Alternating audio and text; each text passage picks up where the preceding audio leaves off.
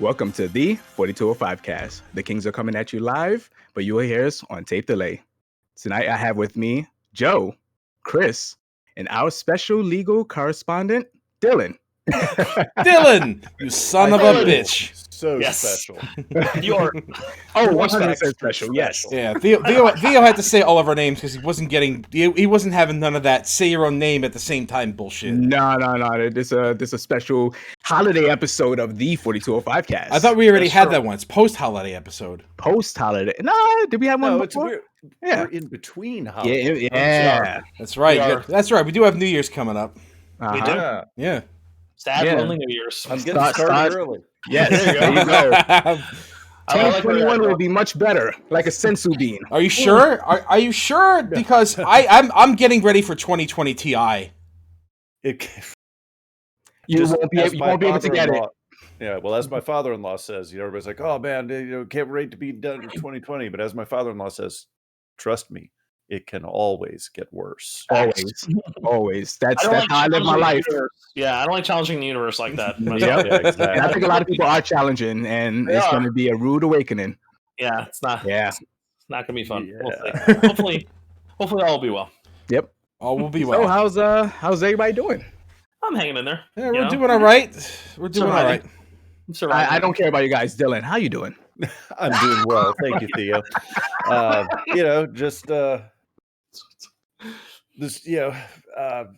Last minute actually got to take some leave, go home, see my dad for a little Awesome. while. You worry about that, right? Because my father's 77 years old, but I haven't seen him in a year.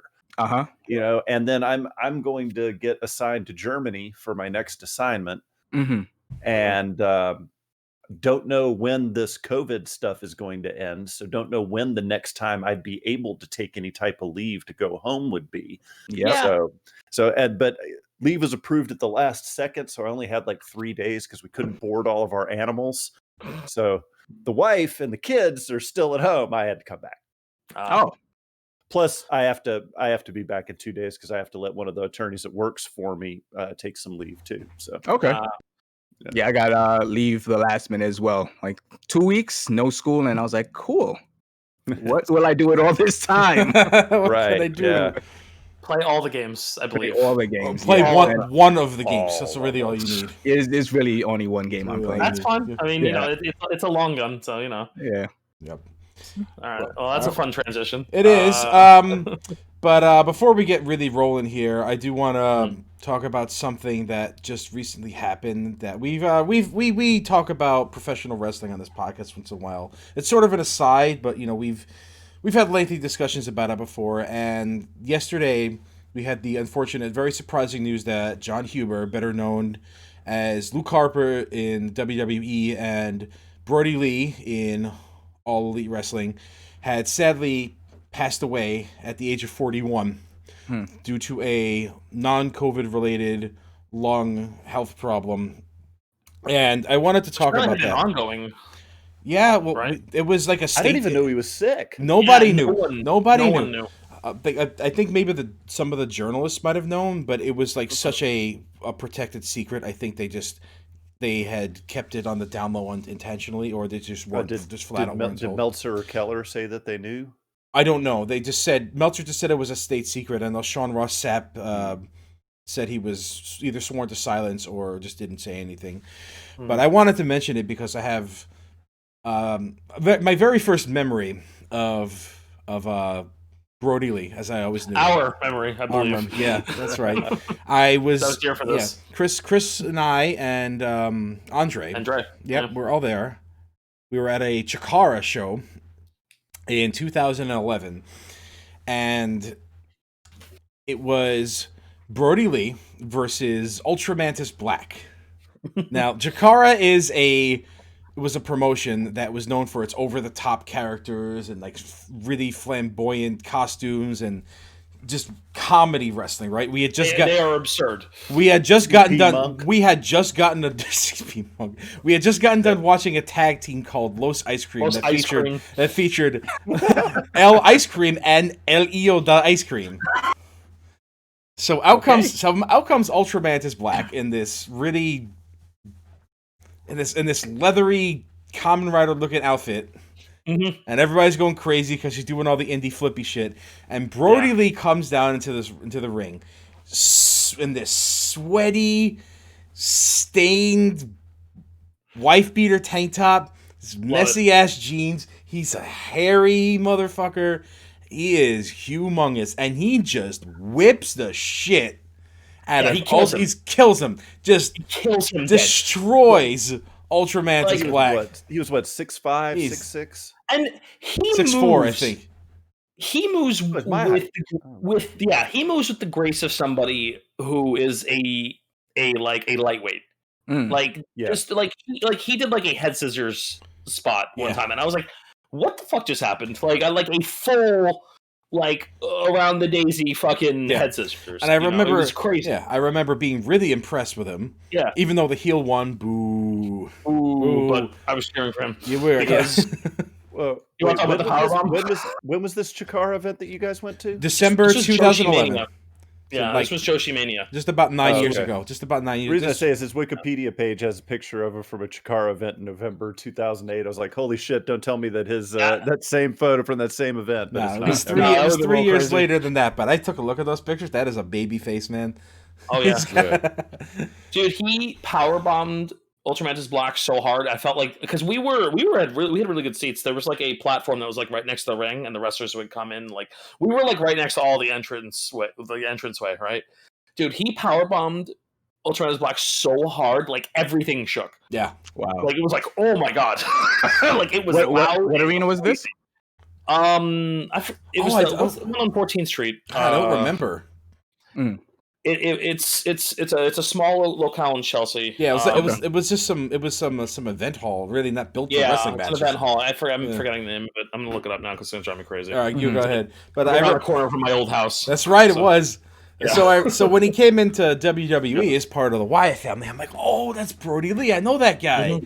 I know that guy. I saw him wrestle live, and he's amazing, and it's awesome. And I really also automatically, I'm like, I want to see this guy do great. I want to see this guy do great. And I didn't really get what I wanted out of it. I mean, neither did he because Wyatt left. But he debuted in All Elite Wrestling the week the pandemic started. On the week that he was that company was set to run a show in Rochester, New York, which is his hometown. So he missed his hometown pop by that much. Oh, man. That much. And he single-handedly saved what was the worst angle in the company. The worst angle in the company. Yes, it was. Mm-hmm. I was actually still watching AEW at the time, and my god, and the speculation too, because remember that debut was also the same time Matt Hardy debuted. Yeah, and the people were thinking that Matt Hardy was going to be the exalted one, but no, it turned out to be Brody Lee. It would have fit. It would have fit, but yeah. But it was a better vehicle for Brody Lee than it would have been for Matt Hardy. Matt Hardy was going to be over no matter what. Exactly. Yeah, it just made sense for Brody Lee to come in and kind of save that whole fucking angle, and he did. And then he murdered Cody. Yeah. In one of the most satisfying wrestling matches I've seen in AEW. Yeah. But there were a couple scary moments in that match, as I recall. Some botches in that match that I was like, oh god, like legitimately scary. Yeah. Okay. It also lasted about 3 minutes, so yeah. It was that match. Oh no! I'm sorry. I was thinking about the Brody Lee John Moxley match. That was the one that had some really stupid bumps in it. I'm sorry, not the Cody one. Right. Well, Moxley don't care. Moxley some garbage wrestling. Moxley will bump off the bus from Speed. Yeah, you will. You will. Don't give him any ideas, man. No.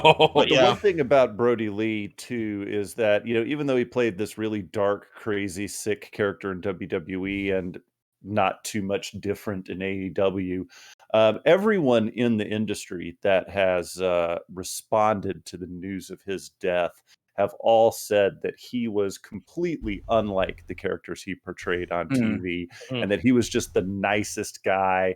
Only ever heard good things about him. Yeah, and I was about to say, one of the few wrestlers that apparently didn't have heat with anybody. Yeah. Oh wow. Which is rare in that business, let me tell you. Everybody's got heat with someone. That's right. It's too many egos, man. It just happens. But yeah, he was I remember listening to him on Jericho's podcast once, and he was wonderful. Like he was such just like really super thoughtful, well-spoken dude who you could tell, you could feel the kindness in his voice. Like it was just like that kind of situation. And it sucks when, and he was super talented. My favorite match with him, he wrestled Daniel Bryan. Do you remember when Daniel Bryan had a gauntlet match, the Wyatts on Raw? Is that the And cage? just the entire last half of Raw was just Daniel Bryan wrestling like Rowan, and then he had this match with Harper, and it was incredible.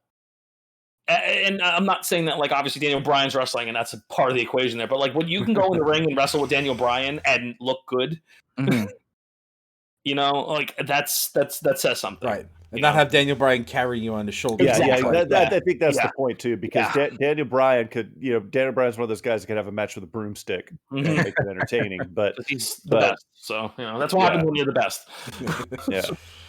Yeah. So and I will never forget that match as long as I live. And I think that was his best match he had in WWE for the entirety of his career. Actually, that's probably accurate. I mean, it's Daniel Bryan, what a shock! He wrestled Daniel Bryan. It was fucking incredible. I know. Yeah, right. Yeah, I bet the only other person that's as good as DB is AJ Styles. Yeah, I completely agree. I think they're probably the two best wrestlers in the world. That's why the Undertaker wanted. Why did the Undertaker want to have AJ Styles for his final match? Yeah, hey, that match was hilariously entertaining. Of course, it was AJ Styles' idea, but of course.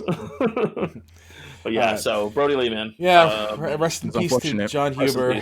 Brody Lee. Yeah, and let's just remember he leaves behind a wife and 2 children. Yeah. And the coolest thing I saw was Bray Wyatt's farewell to him, where he said, "Oh my God, I promise, just like I promised, one day I will put your son over clean in dark matches." So, yeah. Yeah, I read his like online eulogy for him. That was beautiful. Yeah, not surprising though. I mean, they were like super tight. I mean, they were stablemates, so this makes sense. Yeah. The world has lost a great person and a great talent. Yeah, yeah. So it'd be remiss of us not to mention it. Absolutely, especially on this wrestling podcast. Exactly.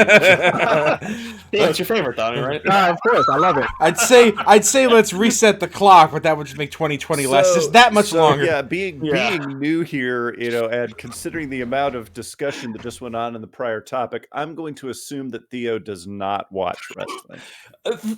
I used to, but I do not anymore.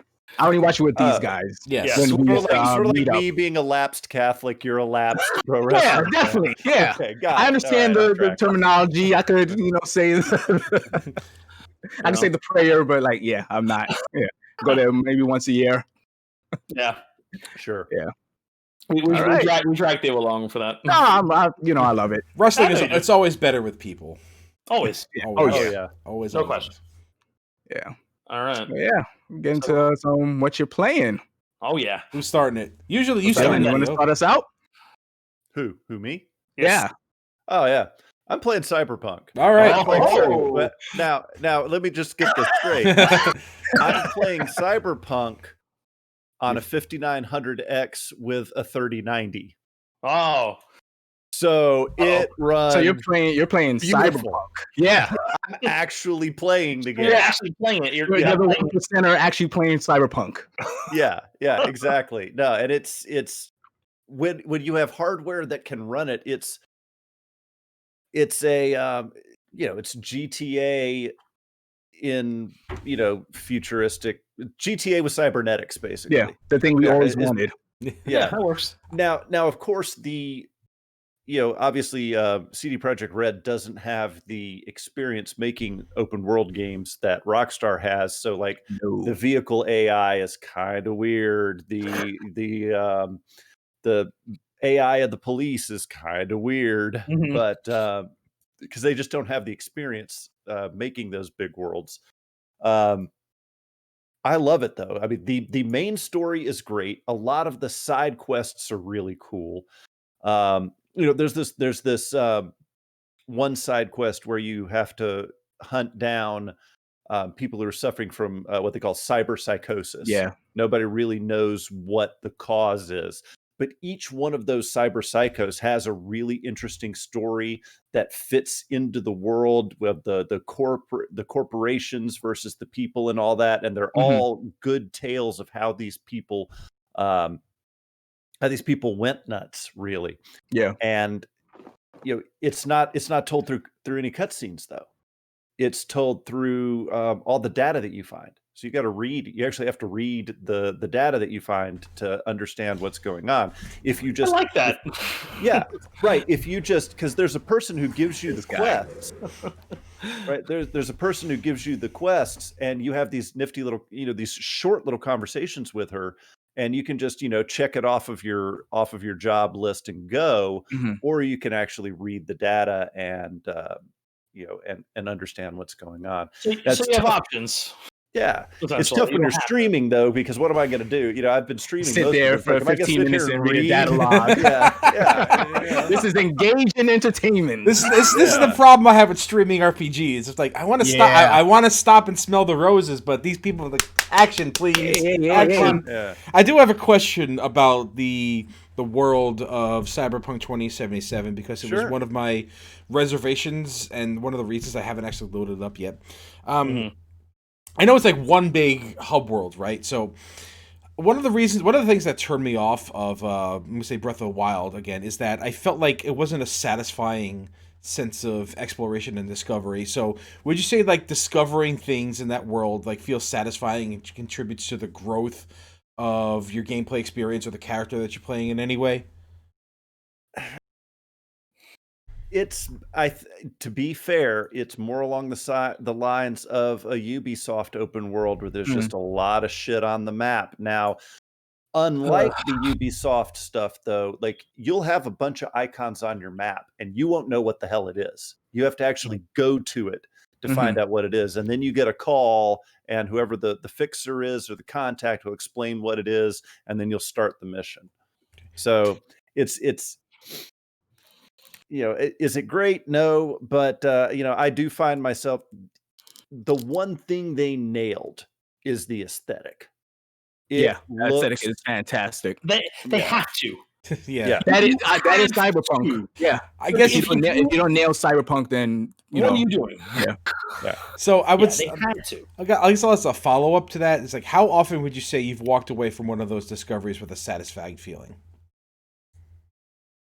Well, you've watched me stream open world games, right? Yes, I have. Okay, so you know me. I'm like all about the dopamine hits of checking something off. No, because everybody knows that if they're watching me play, whether it's Assassin's Creed or Skyrim or anything like that, it's like Ryu's not going to play the main quest. Ryu is playing all the side quests and checking them off. And then I do all the side quests first and then do the main quest. Anybody who grew up on Final Fantasy will do the same. Yeah. I'd wager that you're not the you're not the rebel in this scenario here. No.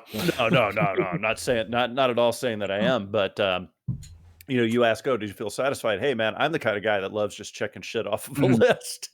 I get the sense of accomplishment. I 100%ed Assassin's Creed Valhalla, for fuck's sake. Oh my god. That game came out like yesterday. What are you talking about? What are you talking about? That's crazy. Holy crap. So you mentioned that the game, we all know that the game is a technical mess, right? Unless you have the hardware to run it. Do you say that despite its technical mess, it is propped up by CDPR's writing and storytelling? The voice acting is top notch. I have not done a lot of the main quest, but every main quest mission is good so far. When you first, the only one that's weird is when you first encounter Keanu Reeves' character. At first I was like, oh my god, he is phoning this in. Like, that's what I first thought. I was like, he is phoning this in. Like, I thought he was. I mean, look, to be fair, Keanu Reeves has never been the world's greatest actor. I was about to say, Keanu Reeves phoning in a role? Come on. Oh my god, I will never forgive him for ruining Shakespeare, but that's a different story altogether. He was in Hamlet, right? No, Much Ado About Nothing. Oh my god, I couldn't remember which one it was. Oh god. At any rate, but the longer the game goes on and the more you understand the character he's playing, the more I like his performance. Doesn't feel like he's phoning it in, right? Yeah, I've heard that initially everybody had that same point where they're like, oh, is he phoning this in? And then you realize, like, as you go through, like, oh shit, okay. Well, I've heard nothing but unanimous praise for the story, the characters, everything. Yep. I will give a lot of leeway. Praise, I hear. I will give a lot of leeway. And the only glitch, I have not had a single crash. Well, the game has not crashed of a computer. You're the rebel here for that one. Yeah, no, I have not had a single crash to desktop at all. I have had a couple bugs. Where, but the game also does autosave a lot. So if you do encounter a bug or something, you never have to go back far to fix it. I did get the y'all heard the glitch about the if you're driving in a car, you get the pantsless T-pose. Yeah. Oh yeah. I have gotten that, but I've only gotten it like 2 or 3 times. Yeah, that's just how they moon in the future. It's fine. Yeah, right. Exactly. But I do feel, in a way, I feel bad for CDPR, and in a way, I don't feel bad for them. I feel bad for them because the PlayStation 4 and Xbox One versions sucked. Yeah. However, they seem to run fine on the 5 and the Series X. Yes, because those consoles just brute force what I'm waiting to play Cyberpunk on my PS5. So let me ask you guys something. Would you think it'd be better if CDPR just released the PC version of this up front and then later on the console versions? That would have been a switch, wouldn't it? Delayed console release? I don't know. I think so, honestly, because I feel like, I know, because this is the thing. Like, if you weren't like running, because this is the thing, a game's supposed to be running on minimum, man. Like, these are the minimum settings, or these are the medium settings, and this game doesn't seem to be running very well on those settings. All right, I think you should not have to have $3,000 in hardware to play. Yeah, that's fucking crazy. Yeah. Like, no, I think it sounds like I'm running it on. It sounds like a lot of promises were made to shareholders, and when it came time to deliver on those promises, they were not ready and were forced to release something that they shouldn't have in order to not further piss off their shareholders. Mm-hmm. Yeah, the whole thing, honestly, what happened, probably. And so I'm not gonna. I am not the person who sits here and says crunch is bad because I'm in the damn army. Right. Okay. All right. So like I'm used to working a lot and 6-7 days a week, 18 hours a day. That there are times when that's okay. So I usually don't give a damn about crunch, and I usually don't care when people. But there is a good point, and even though I don't agree with Jim Sterling all the time, he does make a fantastic point. Crunch is a failure of management. 100%. Yes, absolutely. Completely agree. Especially in the video game industry. Yes. And here there was a clear failure in management. Somebody somewhere did not do the job of middle management, which is managing expectations. Mm-hmm. When the boss says, I want it by this time, somebody has to have the balls to say, sir, that's not possible. Usually take whatever's coming after that, but you gotta be real. Why? Yeah, and here's why it's not possible. Sir, we cannot release this game in April because it is not a game yet.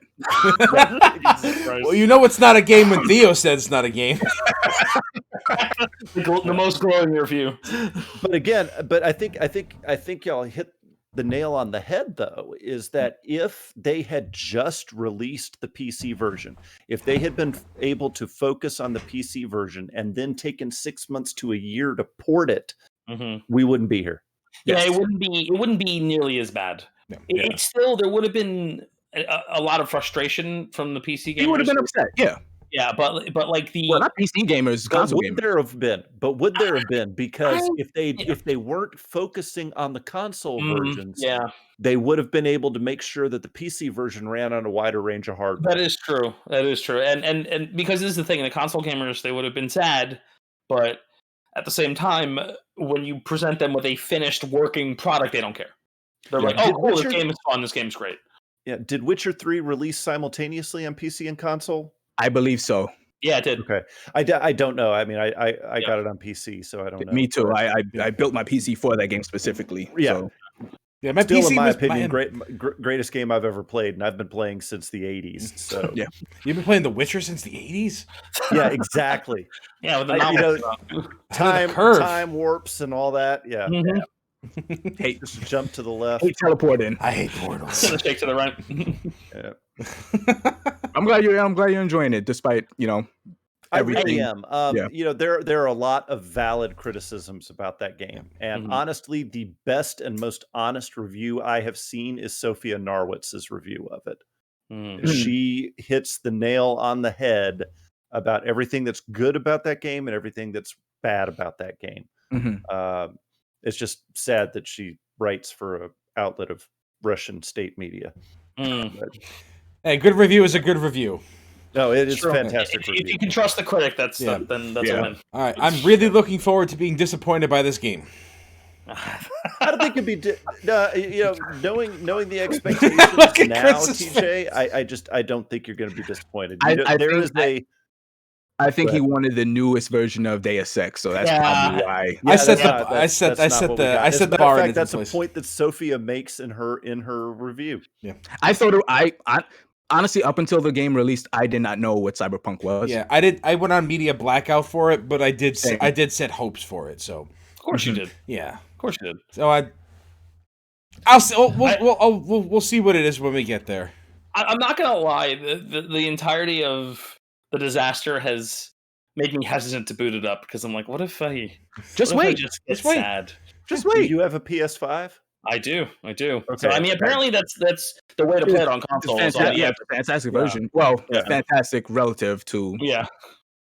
It'll run on the machine. Yeah, relatively well. Apparently. Yeah, so. You won't have to worry about 15 frames a second. Yeah, exactly. It'll be a nice steady. Textures taking 2 minutes to load in. Oh my god, that's like a horror story for nerds. 15 FPS. Yeah, pretty much. Sweet. Hey, Dylan, you play anything else, or is that pretty much that's been the bulk of? Well, I mean, as I said, I finished Assassin's Creed Valhalla right before it came out, and that game was quite good until the ending. And I want to spoil anything. So it's an Assassin's Creed game. Yeah, but this was different even for the Assassin. It's not that most of the Assassin's Creed games that you don't like the ending because it went off the rails. Yeah, oh no, I love the ending. Yeah. No, before you continue, what is your Assassin's Creed history? Like, which games do you like? Do you like the new RPG settings that they're going into?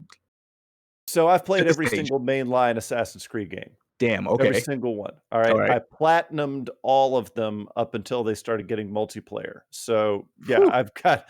Yeah. Okay. Yeah. All right. Yeah. So you are a fan. I played through a few of them. Yeah, just a bit.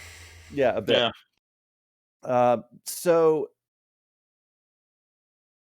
the new RPG ones, like I loved Origins. I thought Origins was fantastic. Odyssey was good, except for it seemed like Odyssey was designed to make you grind so that you would buy the XP boost. Yes. Yeah. Valhalla, on the other hand, if you buy the XP boost, you're gonna be like max level, and you won't even have done half the game yet. Wow. Okay. So that's never fun. I do not recommend anybody buy the XP boost in Valhalla because it just did. Now, again, you also are talking to a guy that 100%ed every area before he moved on to the next one. Mm-hmm. But, that's the way I play these games. Now, to be fair, I loved Assassin's Creed 2, Assassin's Creed Brotherhood, and then Revelations got bogged down. 3 was not good. 4 was great. 4, I think, is the most underrated in the entire franchise. I don't think 4 is underrated at all. I feel like people talk about it. People talk about that being the last good Assassin's Creed. It seems amazing. It's really good for killing roaches. Yeah. Thanks. Thanks, Joe. Thank you for that. That's not even a good roach The spray. better thing for killing roaches is what you do in Valhalla. Raid! Nice. That's a better one. Get some Vikings. Yeah. And Viking action. My people's. So there's some great story arcs in Valhalla. There are some great moments in Valhalla. There's one person that you get to kill that is the most satisfying person to kill in the entire series. Wow, that's a statement. That's a statement. Yeah, and a video game about killing people. It's not. It's too new. Yeah. Normally I'd say go for it, but that game is. I don't care personally, but I don't give a shit. No, we won't do it. There was this one character that is like the minute I met him, I was like, I hate this motherfucker. Mm-hmm. Right? I'm sorry. Can we not swear on this, or can we? No, you go nuts. Okay, listen to this podcast before you know. Yeah. I mean, if anyone ruined it, it was me, so I don't give a fuck. So go for okay, all right. But I was just like, please, and then he did something dirty, and I was like, yes, I'm gonna get to kill this motherfucker. That's the most satisfying thing in a video game. Yes, it was. I was like, I know where this is going, and then I got to kill him, and then I like pissed on him after I killed. No, you can't do that in the game, but I wanted to. In your mind, you did, yes. In my mind, I was playing a female, so I took a squat. Teabagged without the urination's creed. I'll say this isn't sadly it's not Death Stranding. You can't pee on things, so it's not a gameplay mechanic. As somebody who absolutely loves RPGs, as you guys know, I love the direction that the new Assassin's Creed has gone into.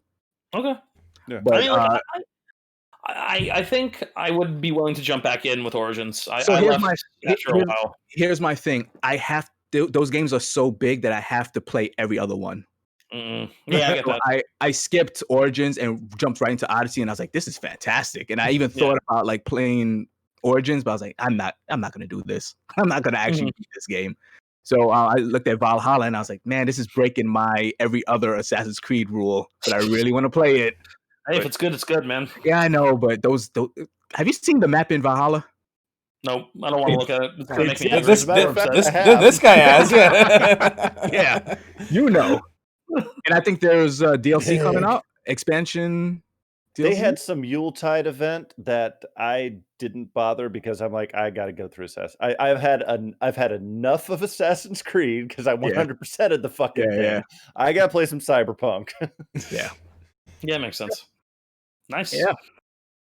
All right, who's next? Sorry if I derailed the conversation. No, that was. Come on, man. This guy don't know. He don't know. Derail each other. Tangents, anecdotes. All right, so you two, I know. All right, what are y'all playing? I know the game. I know what we're about to talk about. Yeah, go for it. All right, well, I'll see. Chris, you have anything? Of me, I essentially not anything particularly new. I'm going through Legendary Dark Knight mode in DMC 5 Special Edition currently. Virgil makes that game easy. Yeah, you did mention that Virgil was like free. So good, it's stupid, and I feel like Legendary Dark Knight mode was built for him, and not built as well for everybody else. Everybody else kind of struggles except V. V makes that mode really easy. Yeah, Dante, because you gotta remember, Dante does not have a lot of crowd control. I was about to say, and keep away is probably V's, bread and butter in that game. Yeah, I mean, let's put it this way: I've never used drive more in my life. Then, like, you see the wall of enemies, and you're like, okay, I can double trigger and just stinger in there like a psycho, but some things are going to hit me at some point. Yeah. So you just drive and you just watch those like sword projectiles just cleave through like 100 enemies, and it's so fucking satisfying. Like Nero has a really slow moving one too, because he has the same one and Virgil has that exact same one. Although Virgil just has all the tools. I'm gathering here that Virgil is as good in this game as he is in Ultimate Marvel vs. Capcom 3. Yes, exactly. That is correct. Down Southworth continues to make himself broken in every video game. So I'm motivated. He's ridiculous in Power Rangers even. Foolish to think otherwise. I love that trailer. I love that the callbacks. Greatest trailer. Yeah.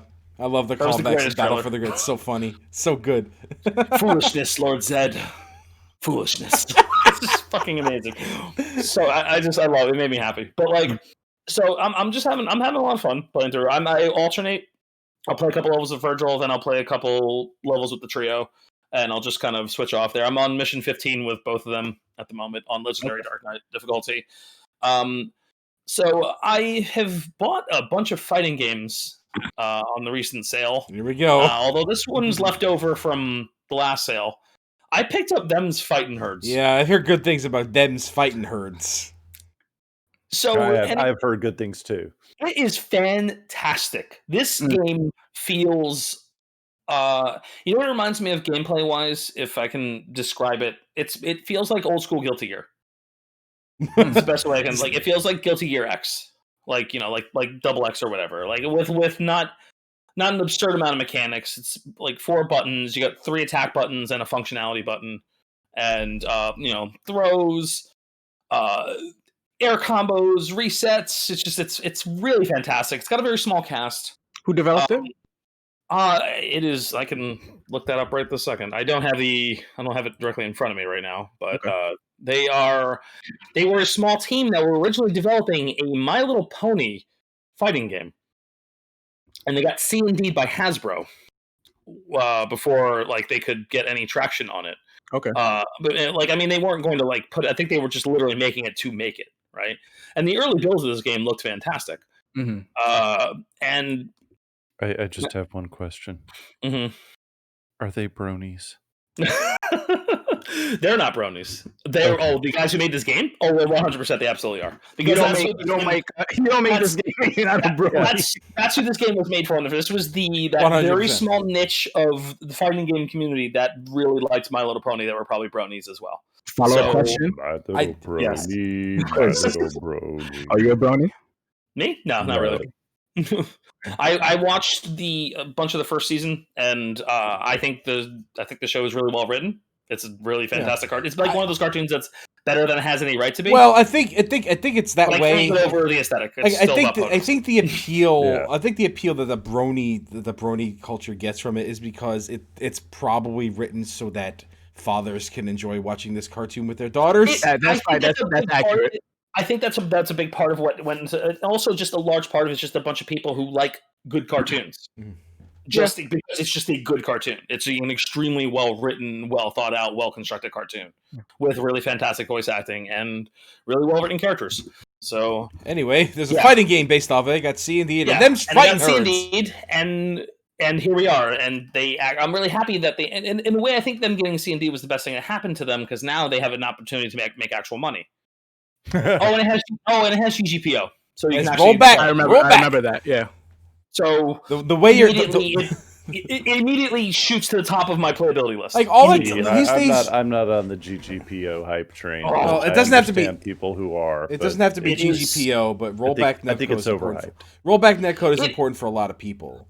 Like delay-based netcode could really ruin an experience for people with like a worse off internet. I remember playing matches of Under Night where I'd have like 8-10 frames of like lag delay, and it is a completely different experience. I think that people who are on the GGPO hype train are all in North America. Oh, they are, because we want to play people in Japan to get better. Because that's where the best people are. but that's the other problem with it is that GGPO is not good internally in Japan. No, that's why rollback netcode hasn't been a thing for a long time. Yep. So there's just this like internal war because most of the delay-based netcode works just fine in Japan because everybody's in such close proximity to one another and they're all running on similar networks. So it's like a lot of they don't have to worry about netcode. A lot of fighting games are these days trying to like do some sort of rollback delay-based hybrid. I know the recent season of Tekken, they added some sort of they changed the netcode to that's like some rollback delay-based some AI thing, correct? Something, but you know, I've rarely ever have any problems with netcode in Tekken. Mm-hmm. Tekken for delay-based, I mean, it is delay-based, but it's some of the best, and like Soul Calibur is very similar too. Soul Calibur 6's netcode is quite good. Like it works really well. Yeah. Like I remember playing Soul Calibur Online, not having any problems. Yeah, it feels all right. Have you played Them's Fighting Herds online? I have not touched it online yet. I've been in the lab. I have a character. I picked the character that was formerly Rainbow Dash. Clearly, I can't remember their name. It's like a dragon. It has Bruce Lee moves, So every fucking time, every fucking time. Yeah, I'm like, oh, that's my character. The game is great. It really it is $11.99 on the Steam sale right now. If you guys are listening to this, that sale ends, I think, January 5th. I highly recommend it. It's a really fun game. The animations are fantastic.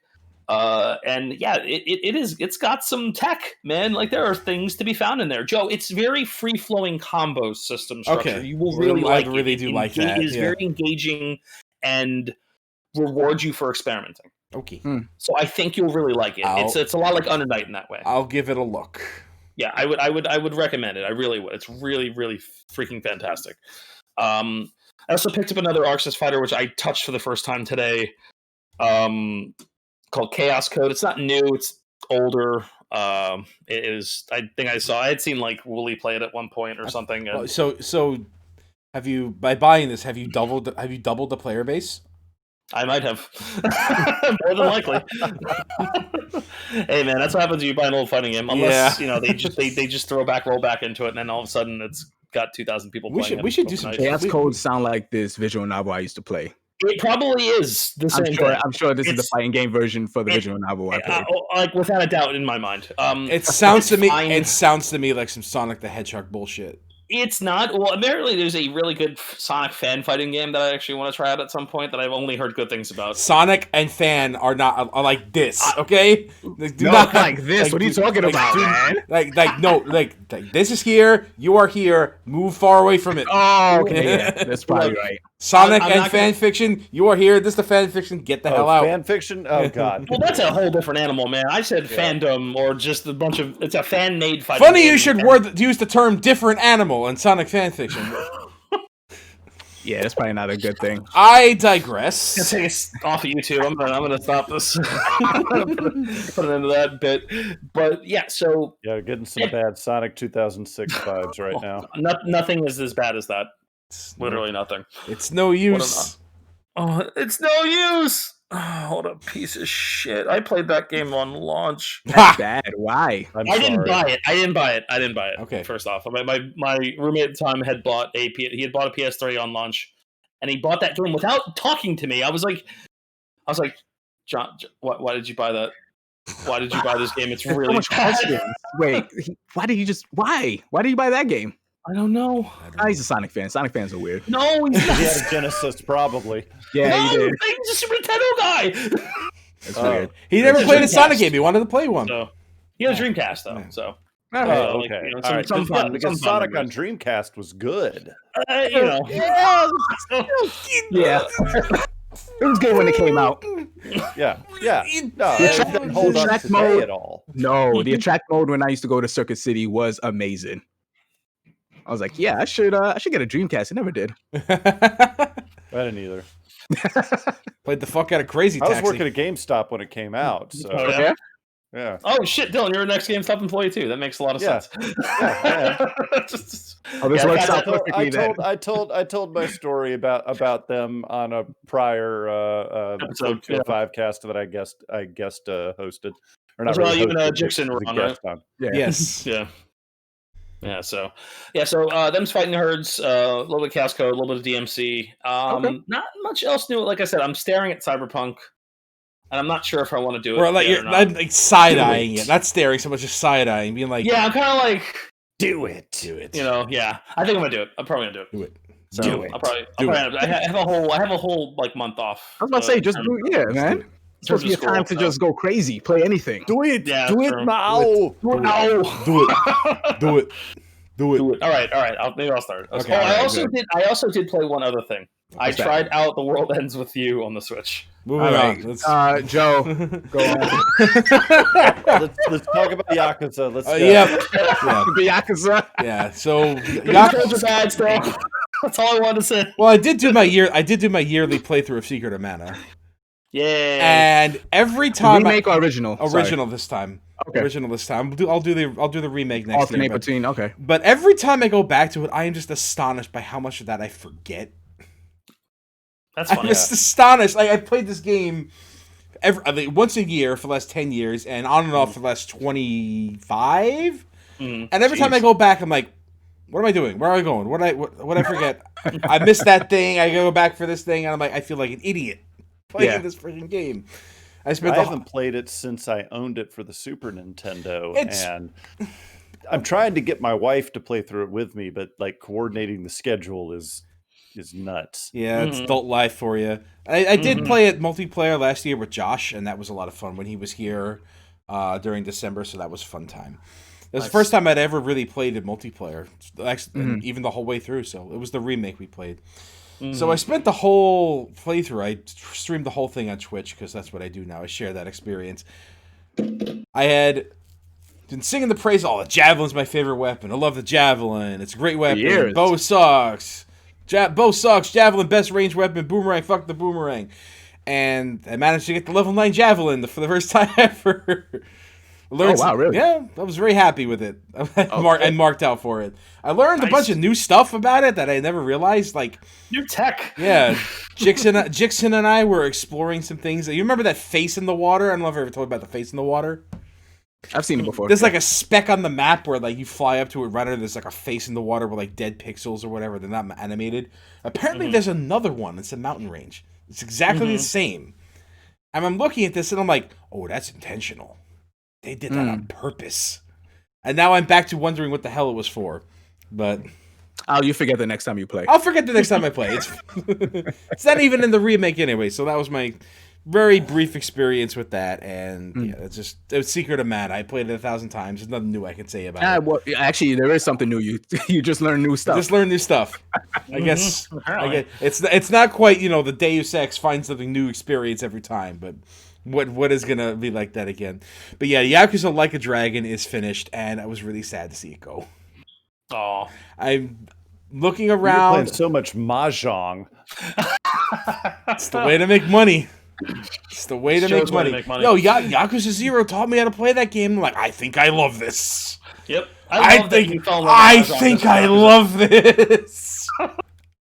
I love it. I love everything about that. Now, I talked about how the Mahjong experience really broke the early game because I could afford all the early equipment, and I never really felt underpowered at all throughout the whole experience. And that narrative went from just cartoon clown shoes to it had like a Doki Doki literature club moment, almost to the exact same twist, but and then it's serious the fuck up. I heard when that game starts hitting, that shit hits real hard. It does, and it turned into full-on drama, and I'm just sitting there like this, watching the whole thing happen. And there's I'm not going to spoil anything, but I had Chapter 12 as my Yakuza mark-out moment. That was just the best thing that I've ever seen in one of these games. And I'm looking around after Chapter 12, and I'm looking at the map, and I'm moving the cursor around, looking for something I haven't done, and I didn't see anything. I'm I have done everything, and it's time to move on. It's time to end. It's time for this to end. And so we brought a full circle to me talking about Assassin's Creed Valhalla. Well, I was having so much fun with this that I just wanted to prolong the experience for as long as possible. I was shirking the narrative in favor of let me do this shit. Let me go back to this dungeon. Let me go kill some more shit in the sewers. Let me play more Mahjong. But I eventually had to get back to the Mahjong. No, seriously. I'd get done doing something and I'd see, TJ's streaming, and I'd load up the stream, and I'm like, fuck, he's playing Mahjong again. To be fair, in my defense, people were asking me to do it. It was requested of me. Oh, it was becoming a thing. I'm not doing it anymore. All right. Have you gotten to the quizzes yet? So, I'm also playing Yakuza Like a Dragon. Okay. In case you guys didn't know, the moment my semester ended, I submitted my final project and just took the shrink wrap off of this game because I was just waiting for the moment to start this thing. I've been hyping this thing up for weeks. even before you hyped it up, I remember watching the first trailer. I remember the April Fool's joke that the released maybe 2 years ago. Yeah, like yesterday, I remember. Yes, and I remember seeing that, and I was like, that'd be pretty cool. And the Yakuza team heard everybody say that, and they were like, oh shit, maybe we should make this into an RPG, because they had no idea what they were even going to do for Yakuza 7, which is they wanted it to be different. Mm-hmm. They wanted to be different because there's a new protagonist, and they were like, you know what? Fuck it, let's make it a JRPG. And I played enough Yakuza 0 to know that this team can make a competent game. It'll be fine. It'll be good. I did not expect to not only play the best Persona game that I've ever played in my life, but one of the best JRPGs I have ever touched. It is. That's a bold statement. It is incredible. Coming from Theo, that is an incredibly bold statement. Incredible. Like I planned on playing this like in private, like when me and Kayla finished our semester, and she saw me playing it, and then like she saw the first cutscene, and she just sat down next to me, just watching this thing. And I turned it off. It's and on PC. It's on PC, but I'm playing on the Xbox. Okay, but it is available on PC. It is. It's on available on everything. So like once I'm done with Cyberpunk, I should please get it. Play Yakuza 0 first if you haven't touched any of them. I've never played a Yakuza game. Start with 0. Man, Yes. Start with 0. Like a Dragon is so like a Dragon is so strong. Okay, play them both. And what I'm saying is, like, it's so strong that it will endear you to the series. It will make you want to play the rest of the games. So I'm playing this game, and she's just looking at this thing, and she's like, "This is dumb. This is just foolishness." And then 5 minutes later, she's like, "Oh my god, this is so serious. What's that? Like, this is a Japanese drama." Like the tone, it just shifts on a dime, and you don't even feel it. It doesn't feel weird. It doesn't feel out of place. Like 1 minute you're running a property management with a chicken, and then the next minute you're in the middle of a gang warfare, and you're like, this doesn't feel weird. And I'm on the edge of my seat at every single moment. It is, and the game doesn't work as well as it does. You need a protagonist to make this game work as well as it does. And Ichiban is one of the most engaging, most empathetic, and one of the most incredible characters I've ever played in a video game. You can't help but root for him. Every single time, because he is like he has a sense of autonomy to him that isn't present in certain characters. Like somebody will say something ridiculous, and I'll be like, "That's stupid," and he'll just be like, "That's fucking stupid, guys." And I'm like, "Ichiban, you get it, you get it, my friend."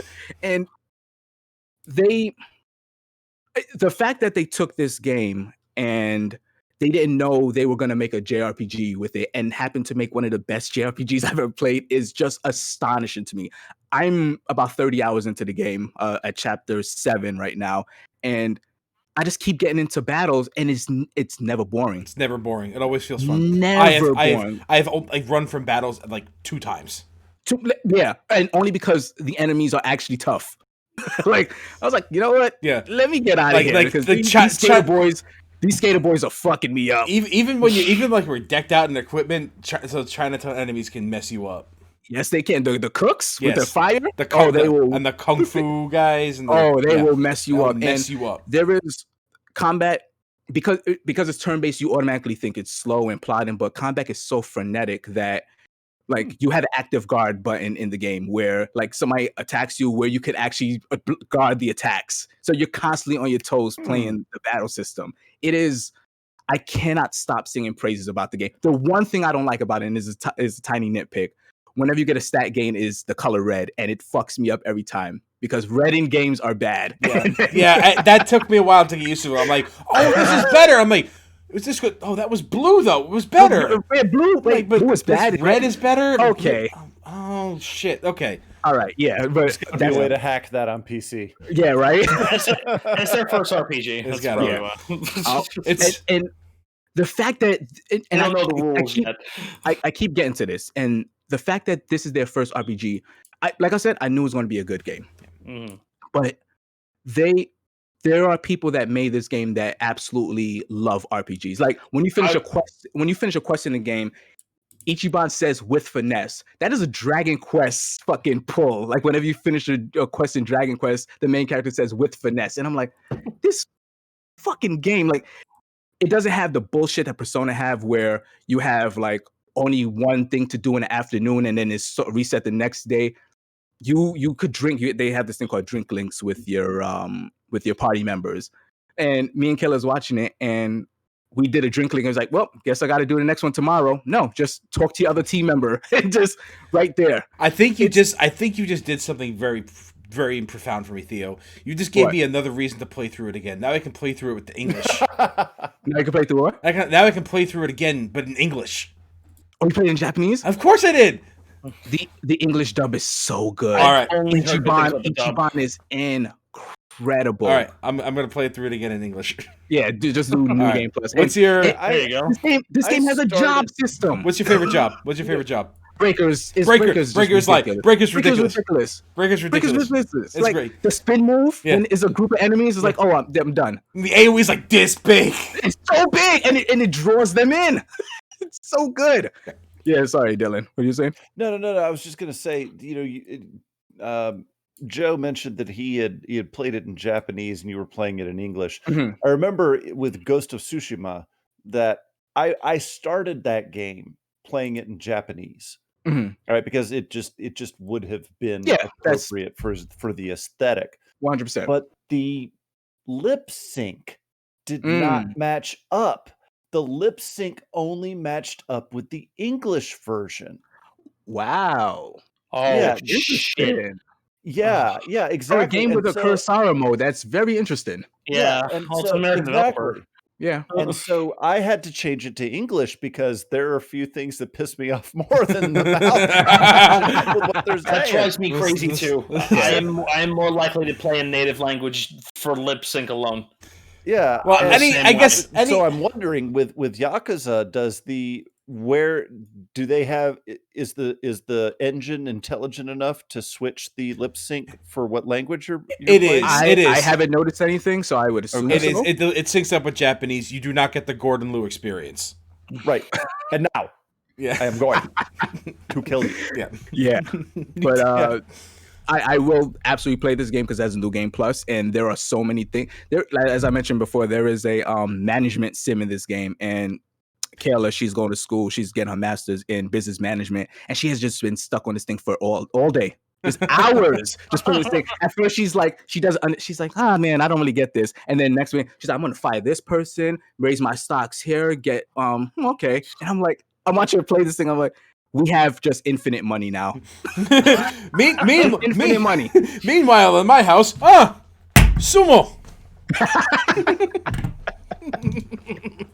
And I think I want to be like Joe, and I think I'm going to learn shogi from this game. You're going to learn shogi. Oh, shit. I think I've always been interested in shogi, and I'm like, yeah. You're going to learn shogi. Does this have Go? No, it does not. It does not have Go. And I would have, because I started learning how to play Go years ago, and I would have jumped into that. But shogi will be the thing that I want to jump into. Shogi's gonna be yours. Yeah. All right. And the job, like as I mentioned before, this game has a job system because the story is you're homeless, even though I have infinite money now. But you have just dumb jobs. You have a chef.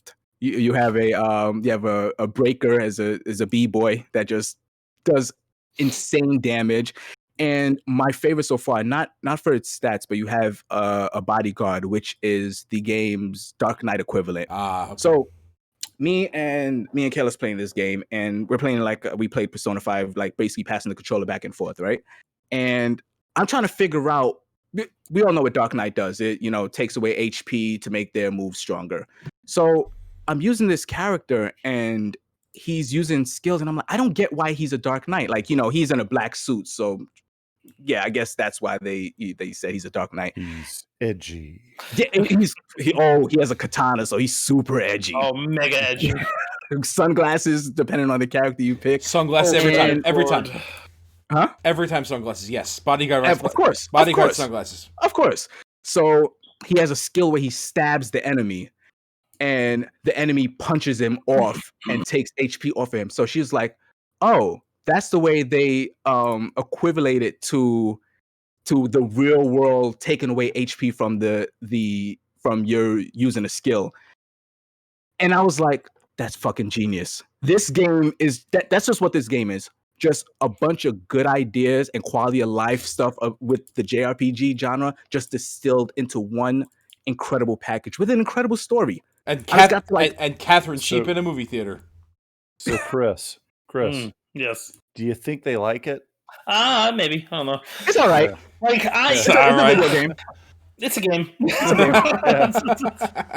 Yeah, I think. Look, I'm pretty sure this is going to be Joe's game of the year. It is. So, it is 100%. I had more fun with this than mostly anything I played. This is the most fun I've had with the game that came out this year. Yeah, no, I figured that. Most fun I've had. I thought it was a safe bet to be your game of the year. Yeah. So yes. I knew I was going to like it, but I did not think I was going to like it this much. Me too.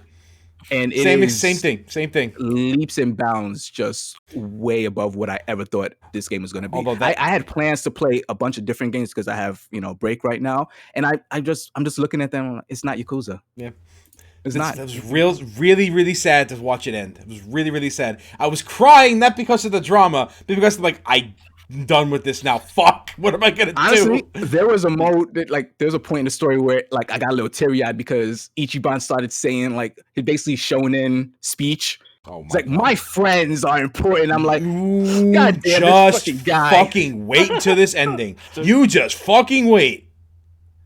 You just fucking you guys wait. Mentioning that it's probably your game of the year. Did either of you play Ghost of Tsushima? I have not. I do not have a PlayStation. I didn't play it yet. It's one of those games that, the only reason I didn't get it. I platinumed it. It was really good. The singular reason I didn't do it is because it came out just as I had played through Breath of the Wild for the first time. And I was just like, okay. I just played Breath of the Wild. I can't do this again in some giant capacity right now. So I didn't have it in me to start a game of that considerable length again. Yeah, for me, only reason I haven't touched the game yet. For me, I have to pick and choose between open world games. I could maybe do 1, maybe 2 a year time. Yeah. So I was like, you know what? I do have it. That's basically all I play. So yeah, everybody has their genre.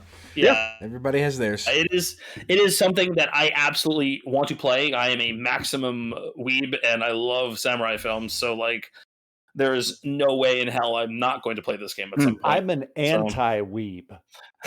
So no, I mean I really am. Yeah. I'm an anti-weeb. I adored Ghost of Tsushima. It is probably my game of the year. Okay, I'm super excited to play it at some point. So I know I will absolutely play it. You got two very good games. One of those I will play it. 2 very good games you could look forward to then. Yep. Mm-hmm. There you go. I will say also the music has no right to be as good as it is. Yo, God damn! It was there was legitimately a moment where I felt like I was in some Jackie Chan kung fu flick, just because of the music. Sounds good to me. Legitimately. Yeah, but Jackie Chan's Chinese. Yeah, we were fighting. Spoil the story a little bit. We were fighting off Chinese mafia. Oh, yes. Okay. Yeah. Okay. So the anti-weeb. I got that from my father, who was stationed in All right. There you go. All right. But all right. Yeah. Also, real quick, I got down a weird Deus Ex rabbit hole. Which ones? Original or? So hold on, Joe. You're gonna like this, Joe. Okay. Did he say Day of Sex? Well, better than Deuce Ex. Yeah. So when Cyberpunk was coming out, I was actually really looking forward to. Initially, I thought Cyberpunk was going to be an immersive sim, and I was kind of looking into playing something like that with the Cyberpunk aesthetic. Yeah, that game came out and was what it was. So, and I have no specs to play it the way I want to play it. So I was like, you know what? I'll shelve this for right now. I want to play a immersive sim, cyberpunkish type of game.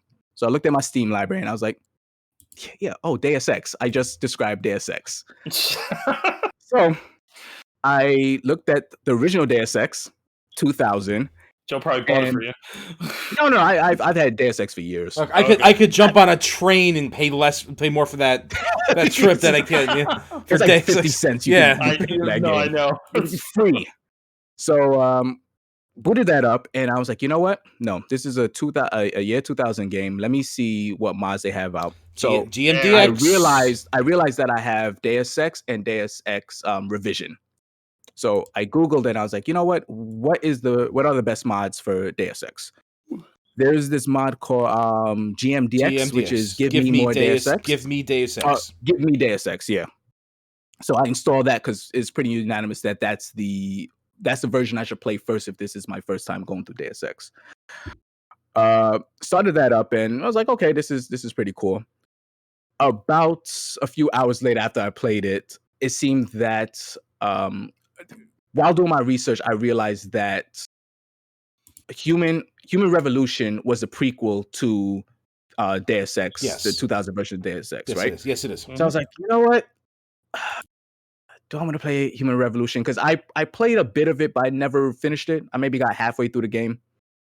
And just like that, there was a Steam sale for it where it had the collection. Like magic. Like it read my mind. It's like, hey, Cyberpunk isn't really doing it for you guys. You want like all the Deus Ex games for $6? And I was like, why, yes. Yes, I do want all the Deus Ex games. I do.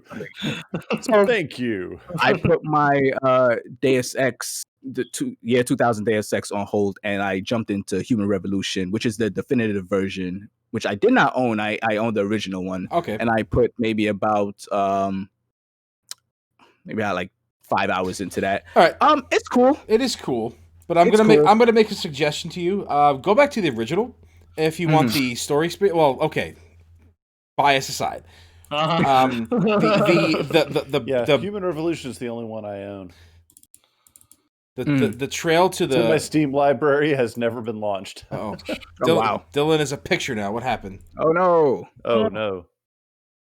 Yeah. Well, y'all can still hear me, right? We can. Yeah, yes. just fine. Yeah. Yes. Okay. Just reset your camera, Dylan. That's fine. All you have to do is just like the lip sync isn't working on your English settings. So there you go. Right. Yeah. All right. We got it. Actually. Yeah, you're good. We got you back. All right. So what I was about to say is that the Square Enix actually put the Deus Ex remake revision series on a hold, so you're not going to get the full breadcrumb trail. On a hold indefinitely, or they will get They did it in fate. They put it on hold because Mankind Divided didn't do as well. So they put all their resources into Avengers. Listen, like I said, I went down a really crazy rabbit hole for this. So you will appreciate the breadcrumbs they do leave behind in Human Revolution and Mankind Divided if you play the original one first. Okay. So if you want that experience where you see how they're building one towards the other, go play that one first. If you just want to play Human Revolution and Mankind Divided before you get back to 2000, but not because of the breadcrumb trail, do as you do. But if you want that, I want to see how they're setting it up to go back to this, then all right, play 2000. I think I probably prefer that. Yeah. Okay. It's like Human Revolution is. I remember why I dropped off on it because it is not as immersive sim as I really wanted it to be. Because there are pretty much just one, maybe two options. Yeah, and eventually you just get them all anyway. Exactly. One of my biggest. You already see that early on. I'm like, okay. Yeah. Right. I actually might listen to your suggestion and jump into 2000 version. I did enjoy what I was playing of it. There's one humongous thing the original does better than both of the newer ones. Mm-hmm. You already know what that is. The faucets. The faucets stay on.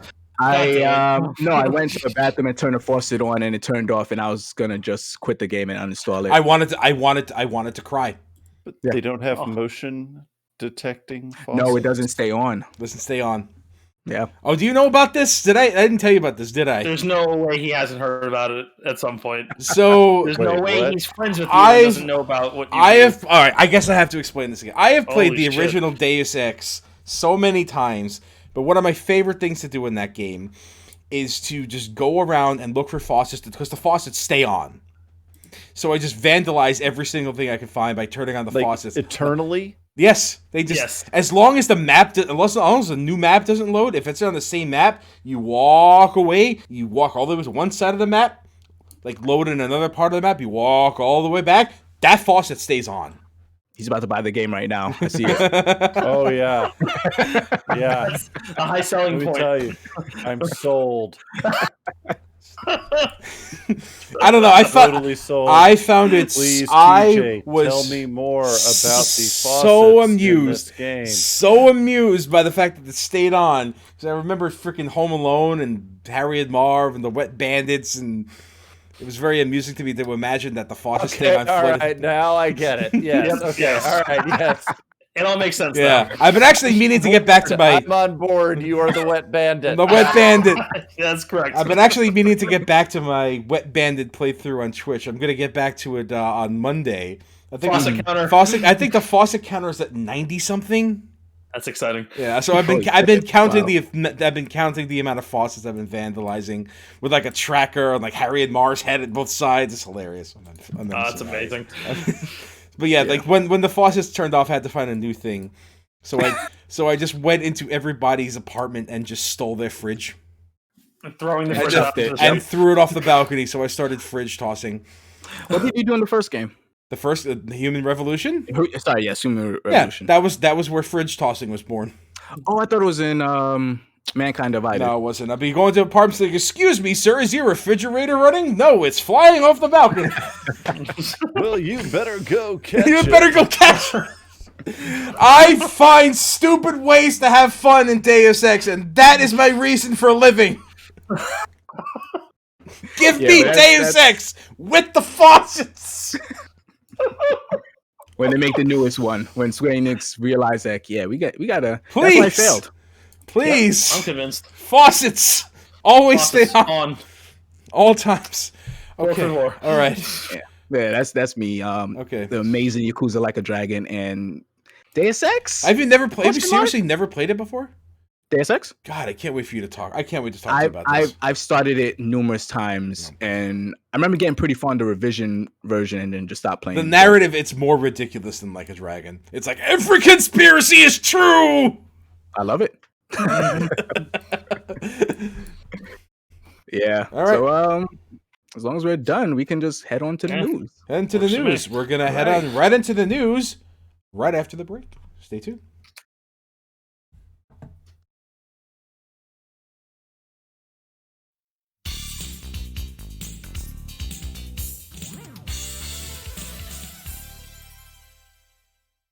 We are back. We're back. Hey. Now, I have a question for you guys. Yes. You guys like video games, right? Yeah. I mean, Yeah. Mostly. I'm You gonna guys like chicken? I'm gonna go ahead and say no on the first one, but yes in the second. Do you like chicken? I love chicken. What kind of I'm chicken? from Ala frickin' Bama. What do you think? All right. What happened if we put video games and chicken together? There's already been Alfred Chicken, so that's. I just worry about the chicken grease on the controller. That's Same. it. Yeah. Yeah. There you go. Same here. Well, KFC is releasing a new console. I'm remiss to call this a console because it's just a spec'd up PC Yeah. in a thing that looks like a chicken bucket. We're not joking, guys. KFC is making a console. This is a real thing. I thought it was a joke, and then like you're right. Yeah, but yes. Okay, so who at KFC is like having a nervous breakdown and losing their minds? I don't know, but okay. So This is epic. We got Mario Lopez like as the Colonel. Like Slater himself. AC Slater was playing the Colonel in a romantic made for TV short film, and it's like and I'm not making that up either. No, he's not. I'm just waiting. A real thing. I'm just waiting for Ving Rhames to take up the mantle. that'd be great. So back in June, KFC teased that they were going to announce, like they teased a console, and everybody's like, okay, what are you guys talking about? And then they finally put a tweet out saying that the console wars are over, and and Soulja Boy ended them. Huh? And Soulja Boy ended it. Oh my God, the Soulja Boy console. Oh, I forgot about that. I forgot about that. Yeah, and the lawsuits from that. Yeah. that dude got bodied on Dragon Ball FighterZ recently on his stream, by the way. Oh, Lord. And it Recently? was yes, recently, literally a couple days ago. So it was great. Did he get bodied before? Probably, but Okay, all right. he got excited. He hit the guy twice, and then he lost everything else after that. It was great. He ain't get peed on, so that's fine. That's true. That's true. He got some. So the specs are basically just as I mentioned before, just a souped up PC. It is coming with the Intel NUC 9 Extreme Compute Element. I'm sorry, which what? houses the Intel. Yeah, I'm sorry, what? Intel NUC 9. That's the craziest thing you've heard from this? Go on. Yeah. Yes, you're right. Which houses an Intel Core 9 i9 processor, which is nothing to sneeze at, honestly. Unless you're allergic to chicken. Yeah. And I think the most incredible thing about this is there is a bay for chicken itself. Okay, I have to ask. Yes. Do you cook the chicken with the heat from the processor? Yes. You don't cook it; it just keeps it warm. Yeah. And it's an Intel chip, so that makes sense. 100%. I think AMD would heat your stuff better though, but you know. So probably here's the bullshit that's getting me though. Uh-huh. Is that the article says it'll have beefy enough specs to run games at 4K 240 FPS. That's not happening. Like I have a 3090. You I was can't about to say 3090. 3090. And so it says, oh, it's going to have an RTX processor. No, like you guys are lying. Maybe if you're running Among Us at 4K. That's definitely what they're talking about. Yes, exactly. Yeah, we didn't say what game. What are you talking about? It's true, they didn't. Right. We didn't say which game. Yeah, it's possible. Flash game, no problem. It's easy. We can fully render both pixels of adventure.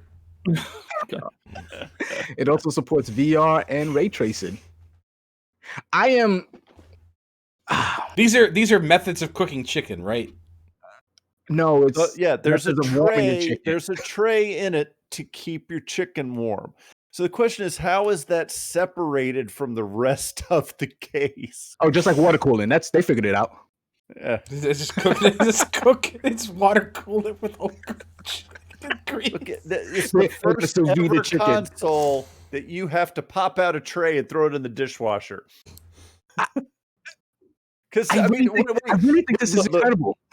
There's nobody in this world that wants old chicken grease sitting around in a console. Oh my god! No, they don't. Well, that's why you have to keep. That's why all gonna be bad. That's why you have. That's why you have to keep it fluid. 2 years from now, where we're talking about the PlayStation 5, the Xbox Series X, and the KFC console. I mean, it's all good. But 2 years from now, Taco Bell will have it all under control anyway. But for right now, you can. No, I can taco console.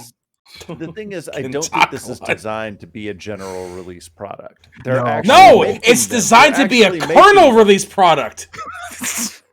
God damn it. Oh, Jesus.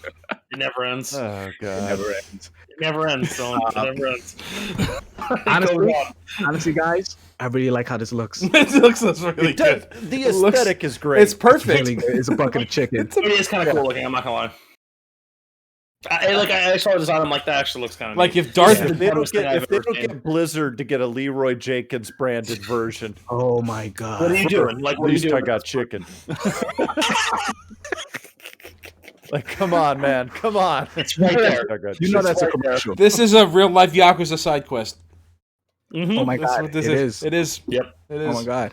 The person of the Sonic Sega Twitter just was like, let's release I'm gonna go to KFC and release a console. Let's do that. Yeah. Jesus Christ. You know what? 2020 has been crazy, and I like this type of crazy. So this is good crazy. This is like fun. Yeah. We haven't seen a lot of the good crazy this year. Yeah, exactly. This is welcome. This is a welcome bout of insanity that I am all for. It's good to have some funny haha rather than funny strange. Exactly. Yeah. Or funny sad. I hate that I might have to buy this to get a 3080. I hate that so much. Is that going to make it a guaranteed sell? You know, here's the thing, though. I don't think it's going to be a 3080. It's probably going to be like a 3070 or 3060 because they're only putting an i9 9000 series. I'll fucking take it. So, I'm gonna have to wait until March. If I have to get some fried chicken along with my 3070, twist my fucking arm. Hey, fuck it, man. Why not? Yeah, It does look nice, though. It does look nice. It looks like if Darth Vader was gonna get a bucket of chicken, it looked like this thing. Yeah, that's fair. shit, it does look like a helmet now. Yep. It's upside down helmet. It looks evil, actually. A little bit. What? The red lights, yeah, You the red went over lights. my helmet. All right, so Keep your chicken warm. I mean, hey, just think about honestly, it, man. I've never met anything that kept my chicken warm that was bad.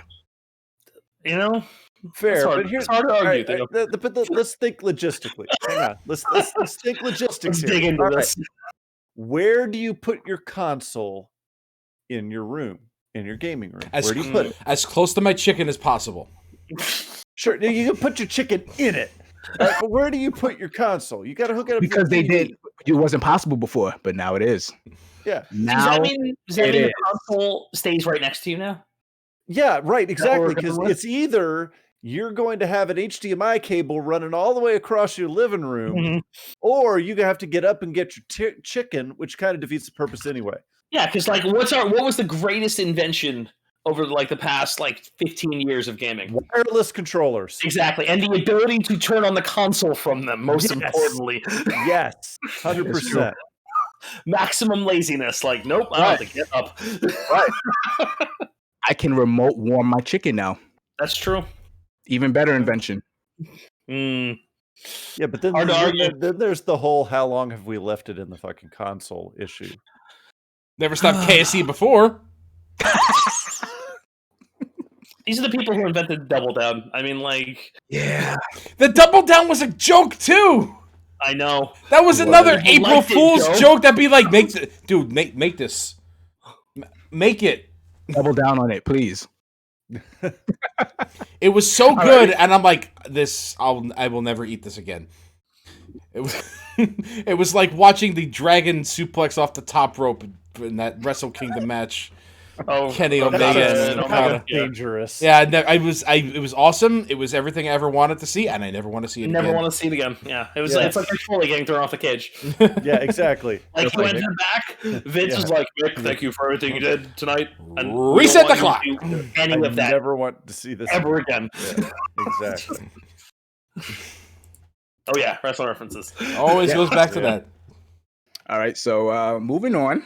Mhm. I'm going to get this thing so I can get my graphics card. Yes, Theo, moving on. I'm going to be honest with you. I don't know if I can move on from the KF console.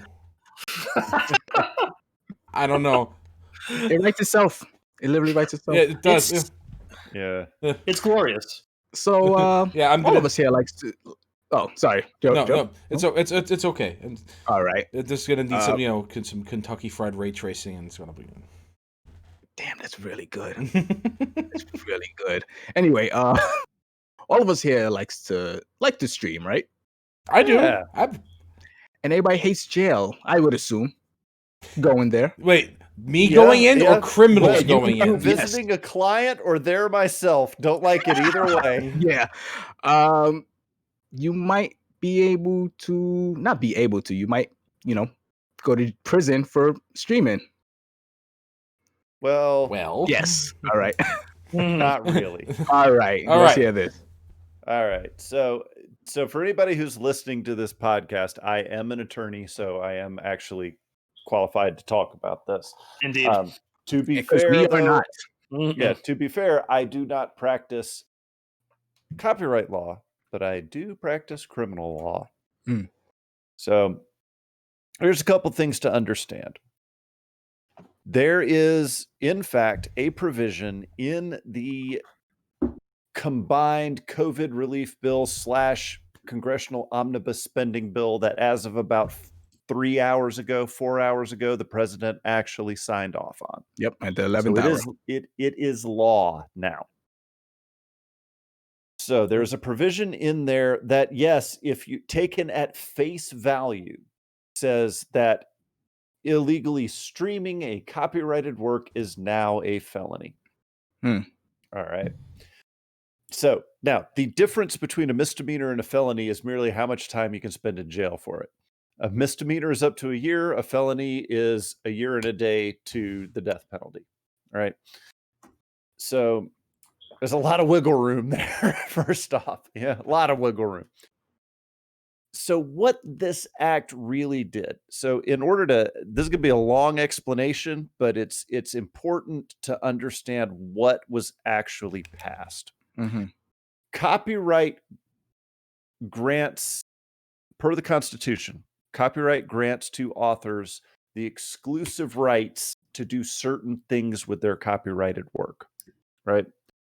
Obviously, guess what is one of those exclusive rights? To copy the work, right? To make copies of it. Yes. That's an exclusive right. To distribute the copyrighted work and to publicly perform the copyrighted work. There was a quote unquote loophole in the law up until now, in that if you willfully made unauthorized copies of a copyrighted work, that was a felony. If you willfully distributed copies of a copyrighted work, that was a felony. However, if you willfully engaged in a public performance of the copyrighted work, it was only a misdemeanor. So all this bill really does is bring the public performance penalty online with the penalties for the violation of the other exclusive rights of copyright. So, and let me talk about that too first. Willfully. That's an important distinction here. Here's my Black's Law dictionary. All right. Willful, voluntary and intentional, but not necessarily malicious. Going down to willfulness. Willfulness does not necessarily imply malice, but it involves more than just knowledge or the voluntary. This is the most commonly way you'll see it defined. The voluntary intentional violation or disregard of a known legal duty. So what this means is you can't just accidentally publicly perform the copyrighted work. You have to know that you're not allowed to do it, and you do it anyway. Like, oops, I just accidentally sung Bonnie Tyler's Total Eclipse of the Heart. Whoops. Yeah. High bar for the government to have to prove. And second, if you are reasonably relying on the fact that Twitch exists and it is run by Amazon, which is one of the biggest corporations in the world, how could you possibly be willful? Right. Right? You have to know that what you're doing is wrong first. I'm relying on the fact that Amazon is providing this service, and I'm reasonably believing that this is legal. Now, will Amazon update their TOS to deal with this new reform? Well, see, here's the issue, though. What has changed? Is anything new been made illegal? Right, because what it sounds like from your explanation, it just sounds like what this law ended up doing is it just established a penalty as a felony with a newer platform. It updated the law to adapt with the times. That's all it did. That's all it did. Because it was already a crime to publicly perform a copyrighted work. It was already a crime. This bill did not change that. All they did was up the penalty. So this bill was clearly designed. If you go to Senator Tillis's website, this bill was clearly designed not to target people streaming on Twitch. Okay. It was designed to target the people who are illegally streaming UFC 256. Right. Yeah. The people who are illegally streaming, ESPN Plus college football WrestleMania, games, etc. WrestleMania, etc.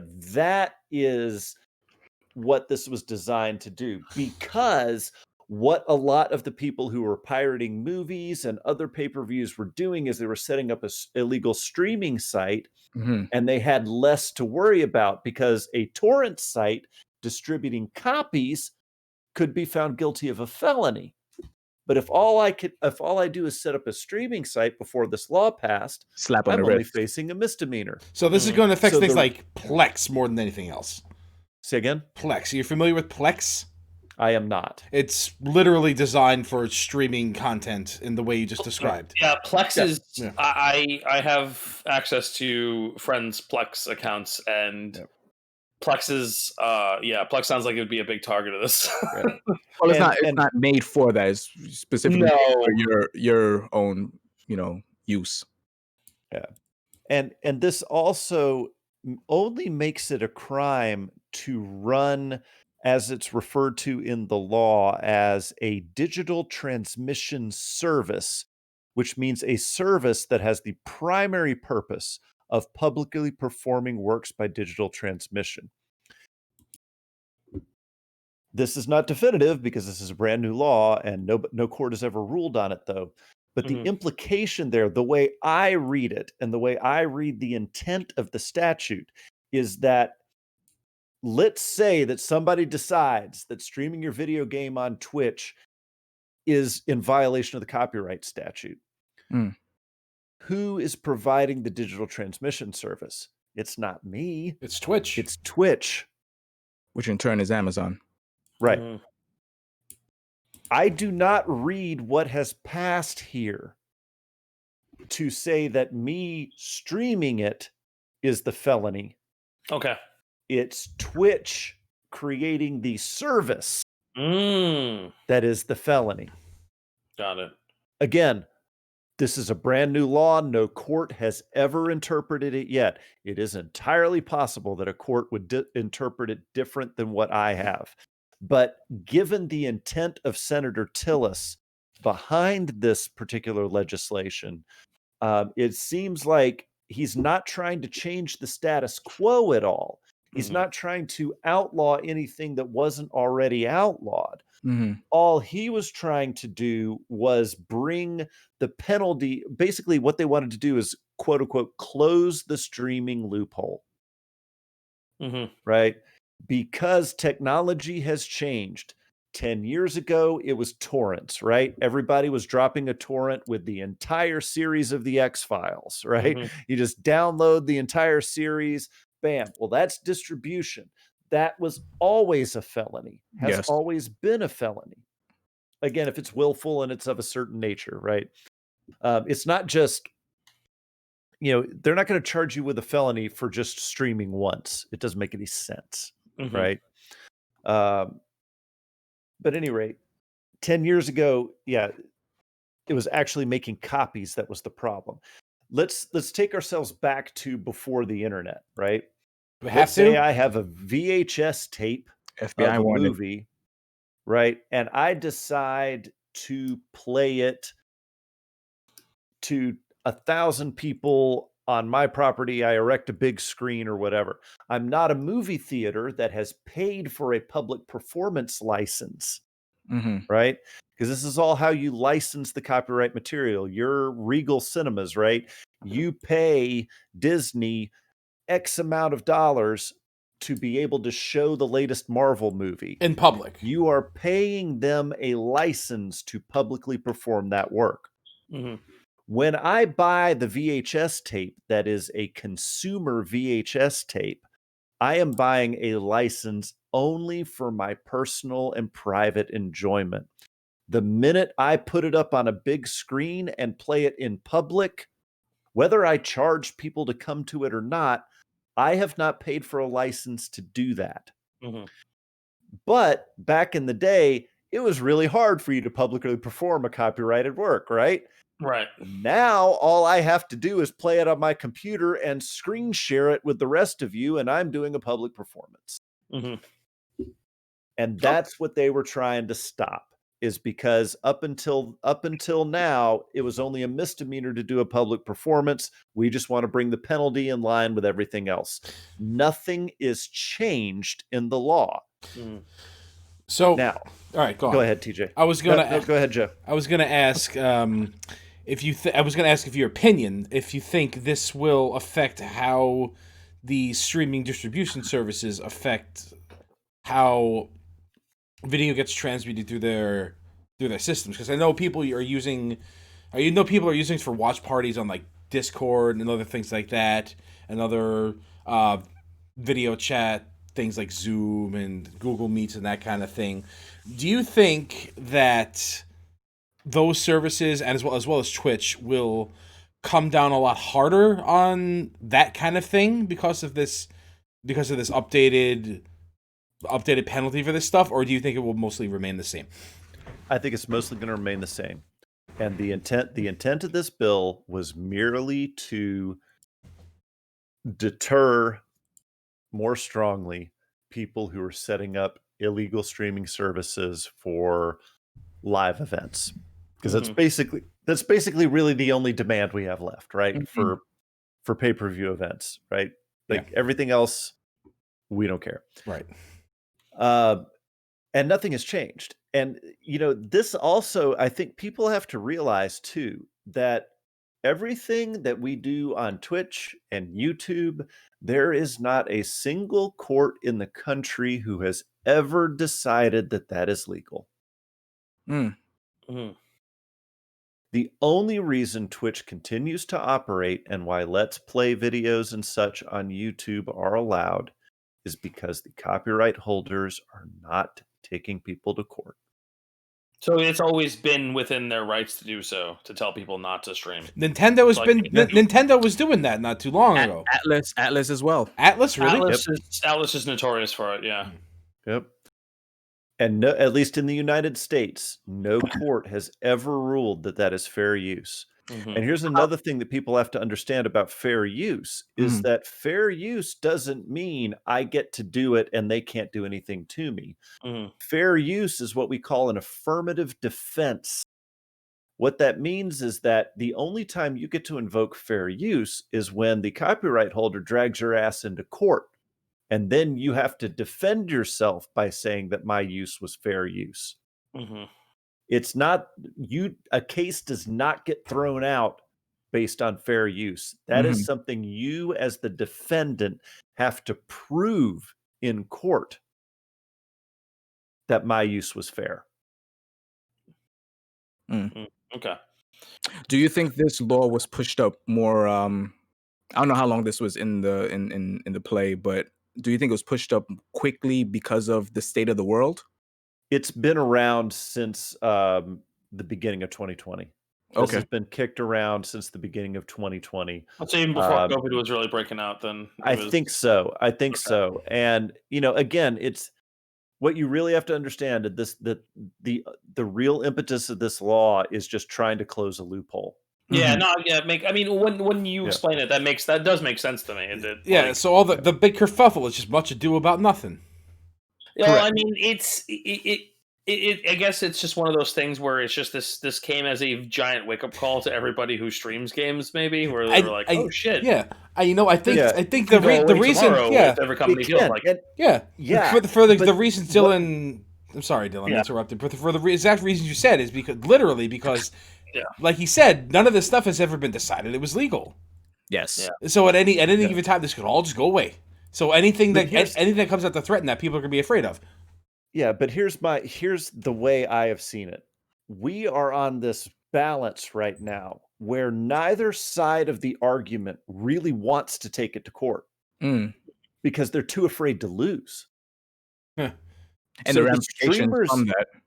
Right. So streamers don't want to take it to court because if they lose, Twitch goes away. Loss in revenue.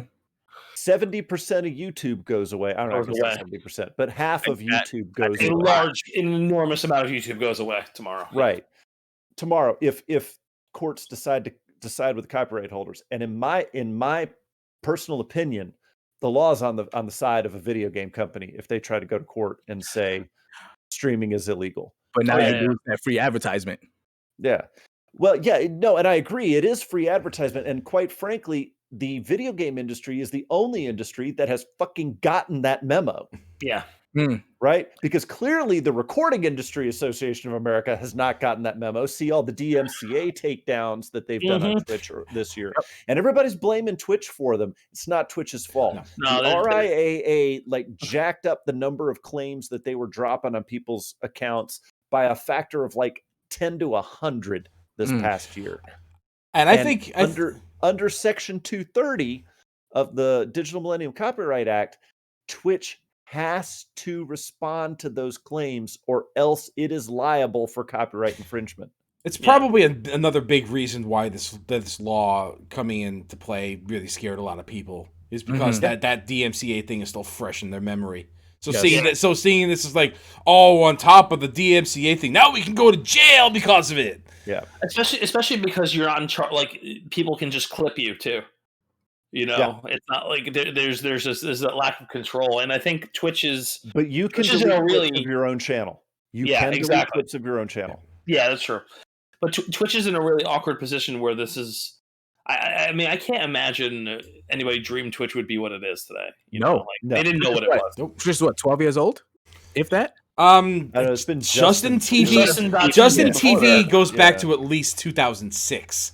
I was watching. I used to watch Star Trek on Justin.tv. Yeah, see, slightly illegal. Yeah, a little bit. I didn't say it was legal. I just. So I used to watch Justin TV while I was eating a sandwich and having some prosciutto balls from Joe's Superette. So those are good memories of Justin TV. Yeah, Justin TV, man. Just watching Next Gen, but I definitely feel like. Yeah, this is much like YouTube and much like every social media platform too. It's all evolved to such a insane thing that nobody even understood it was going to be. What was it last summer when the European Union passed their copyright statute that everybody's like, oh, this is going to outlaw memes? Yeah, what happened with that? No. Jack shit. Yeah, nothing. Right? Yeah, I remember that freak out. Yeah, the one thing that seems to be flying under the radar with this particular update to the copyright law was the fact that it also creates a new, for lack of a better term, small claims court for copyright holders. And the problem is I could see Nintendo abusing this. So absolutely. It creates a new small claims copyright court with a certain number of judges, no fewer than 2, that is designed to hear small copyright claims less than, I think, $30,000. I think is the threshold for that court, because copyright is federal law. You can be, if you're a United States citizen or you have sufficient minimum contacts with the United States, you can be held into court for this. It is a federal court. I think it's going to be headquartered in D.C. I don't know what the intent of that is, but we have all seen the way, like I said, particularly Nintendo and Atlas have acted in the past. Yes. That's the one that I'm more worried about. The one that everybody's freaking out about. Oh God, streaming's a felony. It doesn't change. I don't think it changes the paradigm at all. Yeah. For the reasons I've already explained. But what worries me is this small claims copyright court that they created. And it's fair. Like you want people to be able to bring a smaller claim into court. You shouldn't have to have millions, hundreds of thousands, or millions of dollars in damages to be able to bring a case. Yeah, absolutely. I was going to say, if you're indie developer, if you're an indie developer, you're operating on a small scale. You want to be able to protect your IP. That's your fucking lifeblood, man. I completely understand that. And that's what I think a lot of people don't understand. As a lot of us are, I am not a creator. I am not like, I don't write. I don't draw. I don't do anything creative. My daughter does. Right. And so everybody always puts this in a paradigm of little guy versus big corporation. And that's not the way it works. The minute you create an original work, you own copyright in it. Right. And you can enforce that copyright without having to register the copyright. You just can't collect money damages unless you register the copyright with the Copyright Office. That's an interesting distinction. I've never heard that before. Yeah. So you can stop somebody from distributing or copying your copyright work. You can get a court to enter an injunction against them to tell them don't do this. It's just you if you want to be able to collect monetary damages, you have to actually register your work with the Copyright Office. So you always have that right. And so, that's why one thing that legitimately and should piss people off is when somebody is on Twitter or Instagram or whatever reposting somebody's art without their permission. I know people that do that, and it drives me crazy. Yeah. Like I don't say, like, some of them I say something, but like most of the time it's usually not a big deal, especially if they'll link the person. At least I don't mind it as much if they tag the person in the thing, like, hey, this person's thing. Yeah. I think that's cool. But have we gotten to the point where a Twitch streamer can be considered like a creative entity? Somewhat. I guess it may depend on what they're streaming. Because if you're a personality and you have a shtick, that's a creative endeavor. I would. We talk about like Dr. Disrespect or something. Right? Yeah, something. He has a name. Yeah, sure. Yeah. I'll be right back. Keep going at me. Yeah. The question is, what a lot of people are concerned about is the actual playing of that video game, is that footage subject to copyright? There's part of me that wants to think it is, but the counter argument is that I'm not duplicating the experience. Yes. That's why I think this thing is so muddled. Well, you said like it hasn't been decided on yet. No. And the whole thing makes it sound like that the platforms are greatly outpacing the laws that are creating to police the platforms. 100%, absolutely. And this whole bill is just one senator's endeavor to try to get it to catch up just a little bit. Close the gap a little bit. Yeah. Yeah. Well, it's just more of the technology got to the point where the people who are illegally pirating copyrighted works found a medium where they would be exposed to significantly less criminal liability than the old school just distributing the copy. Now, oh, no, I'm not distributing anything. I'm just playing it. So that's a misdemeanor, not a felony. Right. And so that's all they were trying to do is close that loophole because the technology enabled them to do it a different way. There you go. Well, that's one. That was an incredible description on that. It really was. So it was. Yeah. That elucidated it more than I think anybody I know could have. So hopefully more people will realize that now that you said that. Yeah. I'm sure. Yeah, and I've watched a couple. I've watched a couple other attorneys on YouTube. The Lawful Masses did an analysis of it. His analysis tracked pretty much exactly with what I just said. Okay. Yeah. So if me and the guy who does the Lawful Masses, I forget his name. He is an actual copyright attorney. So we got a copyright attorney and a criminal attorney, both completely 100% on the same page. I'd like to think that my analysis is correct. Well, it's copyright being enforced by a felony, so you're kind of like intersecting here a little bit. So. Yeah. Two different authorities coming together to discuss it. So I'm sure, if nothing else, a duo in wrestling, a copyright attorney and a criminal attorney. Well, we had a corporate money man in bed with IRS agent. So okay, that was a thing. That was a thing, and that IRS guy was so evil he gave birth to a demonic cult leader. Yeah. Yeah. I forgot why I don't watch wrestling. Well, it's not the kayfabe explanation, but yes. IRS is Bray Wyatt's dad.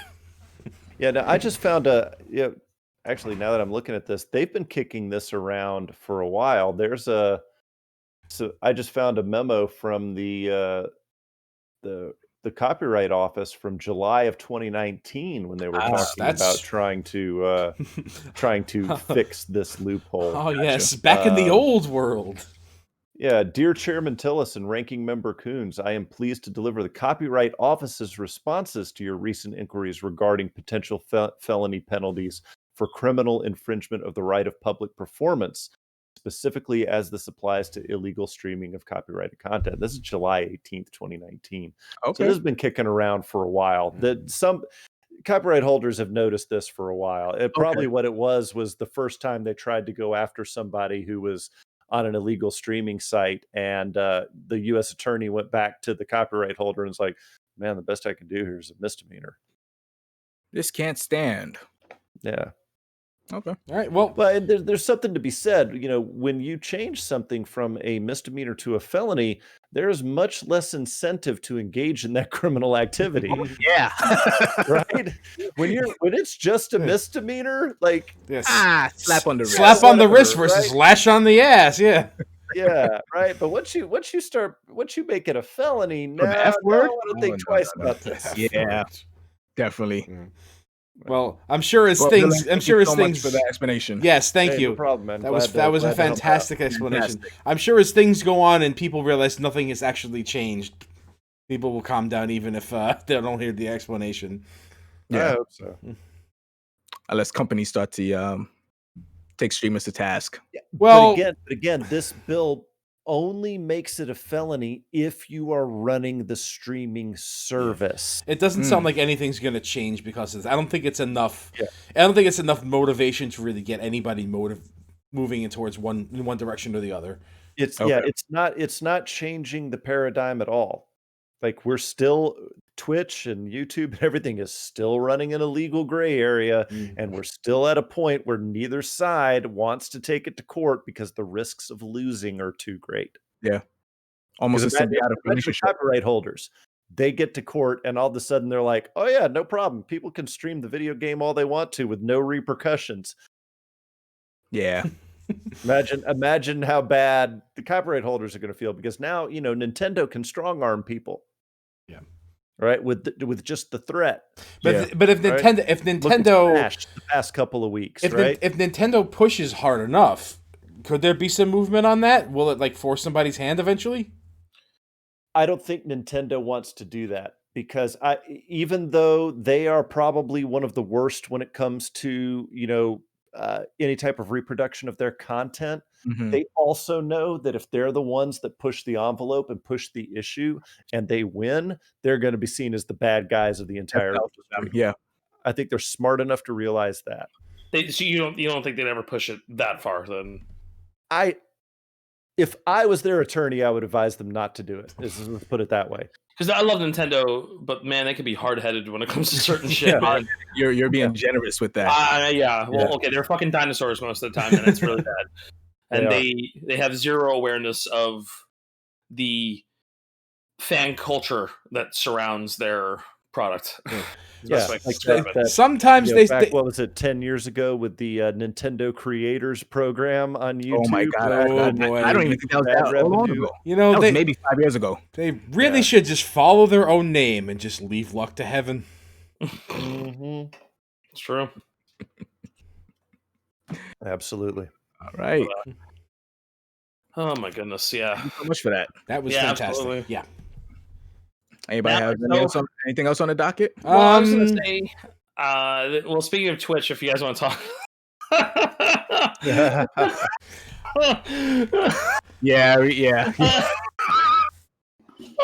Terms of service.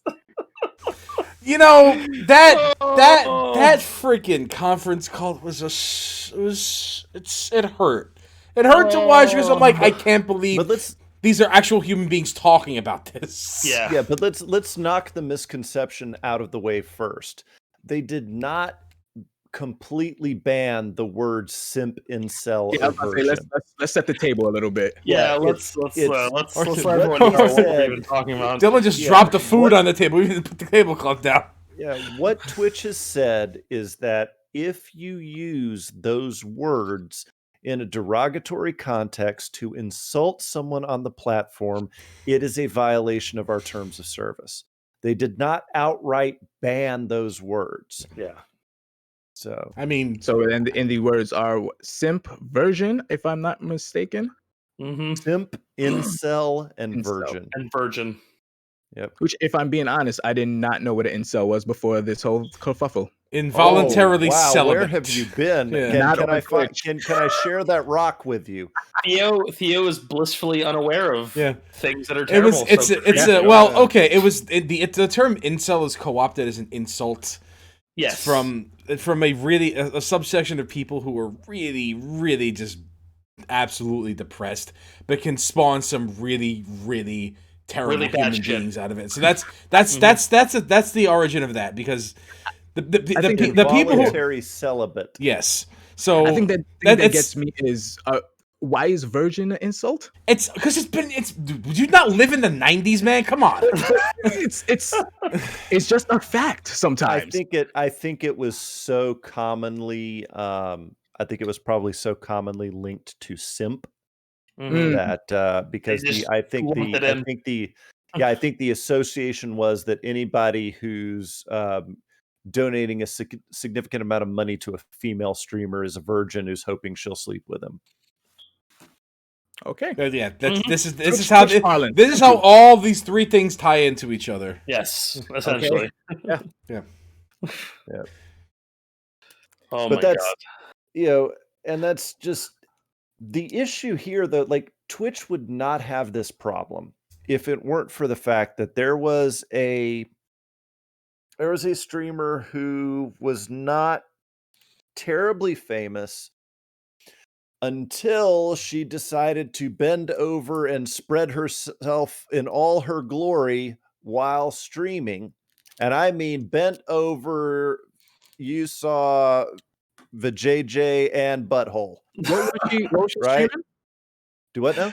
What was she streaming? Like, just chatting. Her excuse was I was recording for my OnlyFans and I hit the wrong button. And I didn't know I was streaming live. I thought I was recording this for my OnlyFans. That Among Us stream went crazy. It seems. Yeah, exactly. She was now definitely Twitch sus. bans her for 3 days. Only 3 days. She's not a partner, or was she a partner? I can't remember if she was a partner or not, but she only got banned for 3 days. Meanwhile, another streamer was banned because their child, like 5 or 6 years old, got in the chat for a few minutes, and they banned that streamer indefinitely. Wow. And so the problem, like Twitch would not be setting itself up for all of this criticism if there was a perceived equity in the punishments, because it does seem, and I'm going to sound like a frickin' incel here, all right, to use the term. I'm going to sound like an incel here, but if you look at it objectively, there appears to be a double standard for female streamers, Alinity and her multiple nip slips, Amaranth, her multiple accidental nudity. They get banned for a couple of days, but other people who are not attractive females get different penalties. Do you think maybe don't bring in the type of viewers? I was about to say, like, how much of the viewers and the revenue that is generated factor into this? Yeah, probably that's a lot. Numbers game, probably a lot. Probably a lot. Probably more than you would even want to think about. And let's be frank. And Theo could be Sammy, and Chris can be Dean.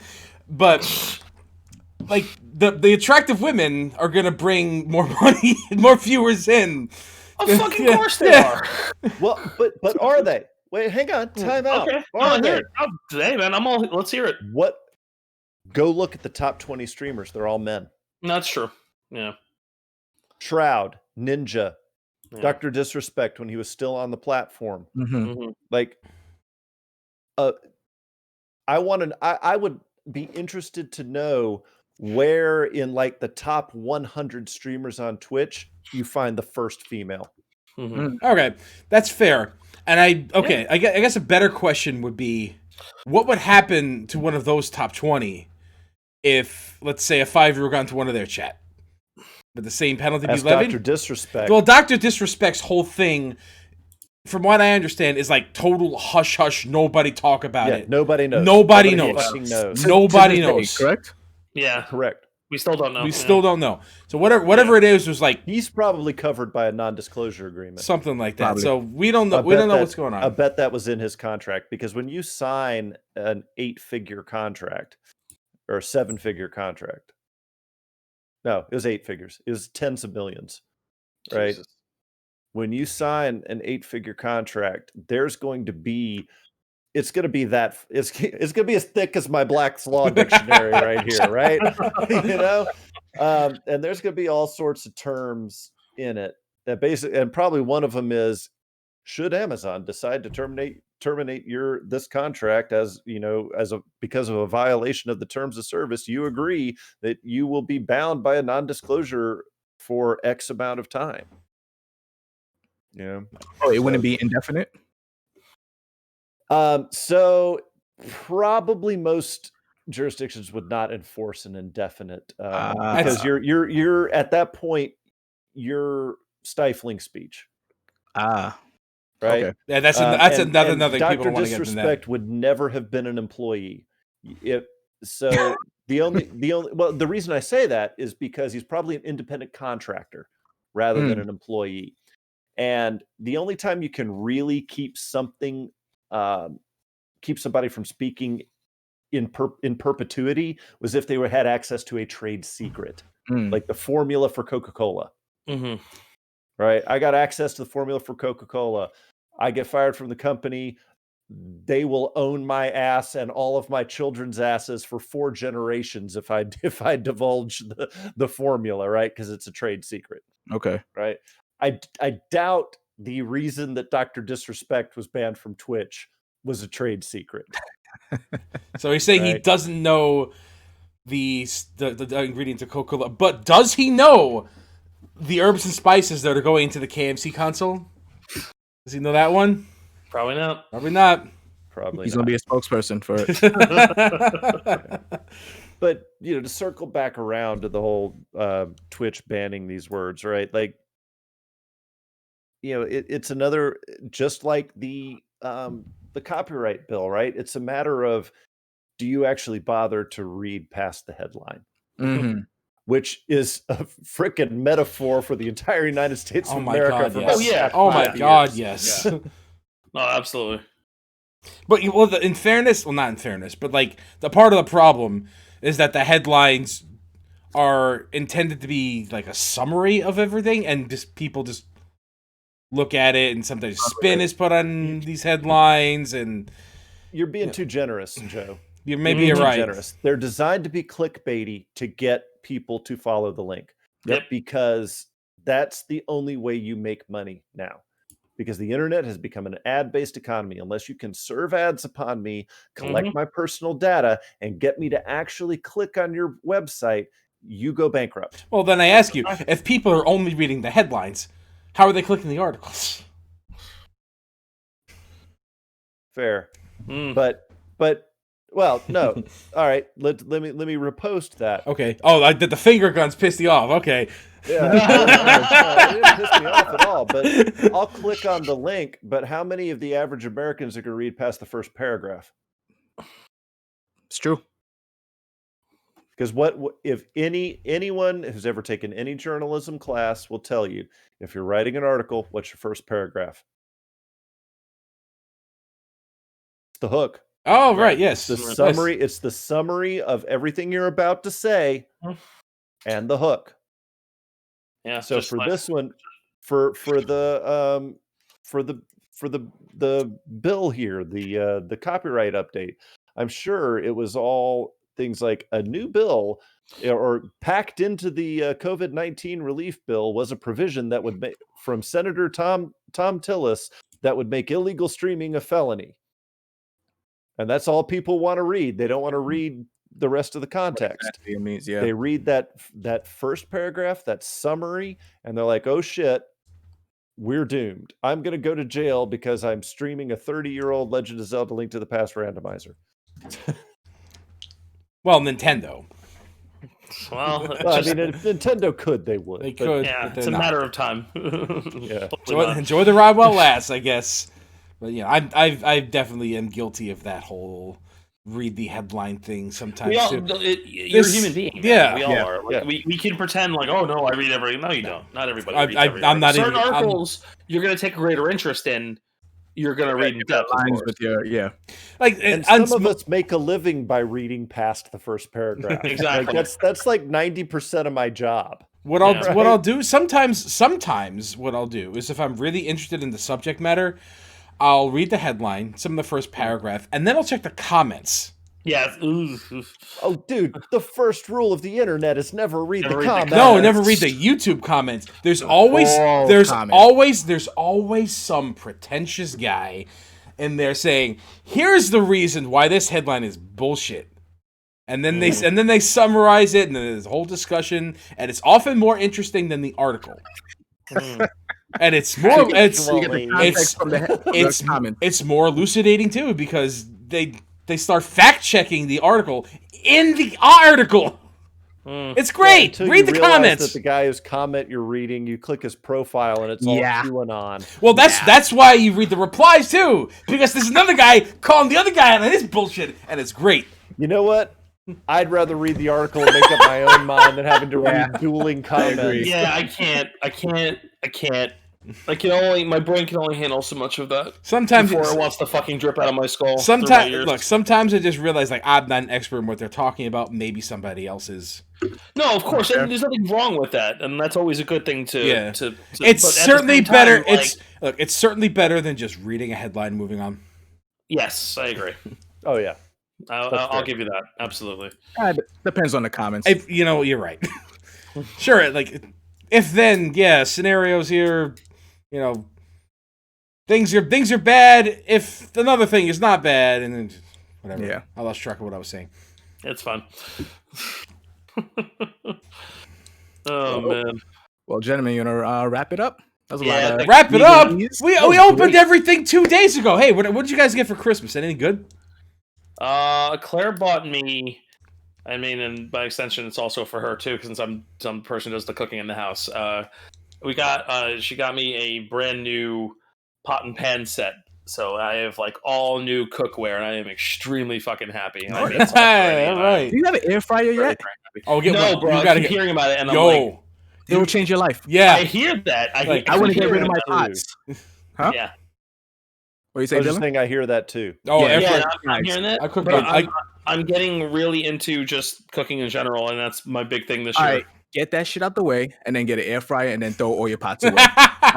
No, I love my air fryer, but I still use my pots and pans. And Claire also, I can't make sauce in an air fryer, so that's not fair. You're not trying hard enough. No, you don't make suga meatballs in a damn air fryer.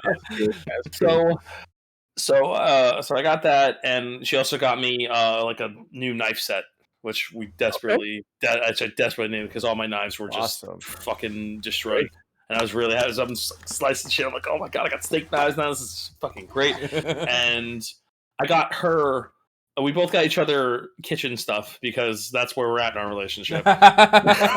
Because we buy all our nerd shit that we want for ourselves. Exactly. So you can't. I've been married for 18 years, man. I get it. Yeah, dude, like we're at that point. Like we've been together like 10 years now, and like I got her a stand mixer.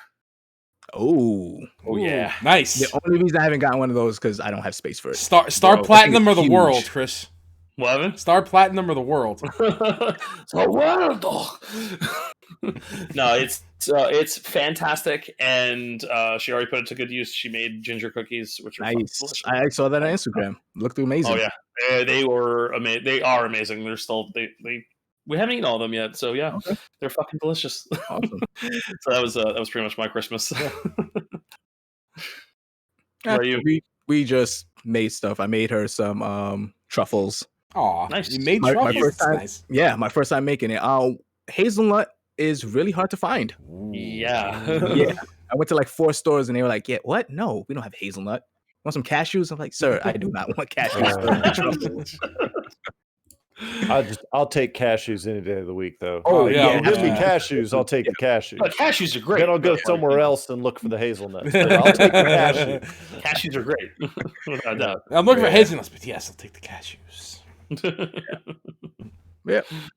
I got this Iron Man drone helicopter thing. Okay. Yeah. And a loofah. Just one loofah, huh? Just one. Loofah. Oh, okay. And a Ryzen 5800 processor. That's not even as good as Dylan. So whatever. It's right there. It's like the cousin of. It's actually the brother. Yeah. How about you, Dylan? Yeah, what'd you get? Did you guys miss the part where I said I had a 5900X? Okay. Well, I didn't realize that was for Christmas, so. Yeah. Well, no, that was more of I bought this already. I do not want anything for Christmas. Yeah. Oh god. Like the it's already driving the credit card bill up high enough as it is. The Christmas gift was the permission to buy the 3090. Yes, exactly. Yes. I've had that. Exactly. Yeah, I've had the 3090 for like a month or so, a month and a half now. So I was just like, we were all talking about what we want for Christmas. I said, baby, I don't need anything. Like you see what's in the computer. I am good. Bring me the ray tracing. I love that point where you're just like, I'm good. I don't want anything. I already bought all of the stuff. Like you're fine with me buying all the shit, right? Cool. All right. Yeah, exactly. Right. All right, fellas. Thank you so much for joining me tonight. Thank you for coming. It's been a blast. Special thank you to you because that was a very illuminating conversation. Absolutely. Yep. Thank you. Really appreciate that. All right. Well, while you're here and our guest, you have anything you want to plug? Yes, plug away. Me? Yeah, you. Plug your Twitch. Twitch.tv/FantomRyu, man. Be playing Cyberpunk 2077 hell yeah. pretty much all week because I got, let's see, what is today? Today's, well, technically it's Monday right now, but Monday, Tuesday, Wednesday, and Thursday before my wife gets back home, I'm going to be streaming all the time. So please come by and hang out, and you'll actually get to see what Cyberpunk looks like on hardware where it actually runs. Yep. Yeah. And you won't be charged for the felony. Yeah. And I was fortunate too. So now I have a 2 PC setup. So the PC that's running the game is on a 5900X with a 3090, but the streaming PC has a 3900 XT and a GTX 1080 in it. So the stream looks. So I got to get to that point. Good place to be. You guys know where to find us. Twitch.tv/FantomRyu, Twitter.com, at FantomRyu on Twitter. Like if you search FantomRyu, it's me, unless you get those goddamn. So somebody created a Mugen character that is Phantom Ryu, and so you search for me, and sometimes you get that damn Mugen character. But I've been Phantom Ryu since 1998. So yeah. Is there a Phantom Ken out there? I'm sure there probably is. No, it's Spectral Ken. Spectral Ken. Wait, no, you know what? Here, you want Phantom Ken? Here he is. Ooh, okay, there you go. It's a ghost. Oh god. All right. Shit. Behind the green screen, I've got Akuma and Ryu. All right, you all know where to find us. Yep. Spotify. Yeah, you know the YouTube. Yip. YouTube. Join the 4205 cast Discord. The link will be down below, right in the description. As long as you're plugging Twitches, twitch.tv/TJ Maelstrom. I'm not on Twitch. You are on Twitch. I don't stream. I'm technically on Twitch, but I'm not officially. I haven't set it up really yet. So God, I really wish you would stream like a dragon.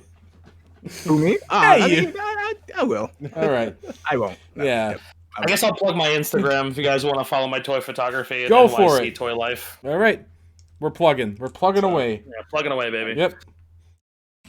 All right. SoundCloud, Spotify, all the other podcast aggregators. You can find us. You search for the 4205 cast. There we are.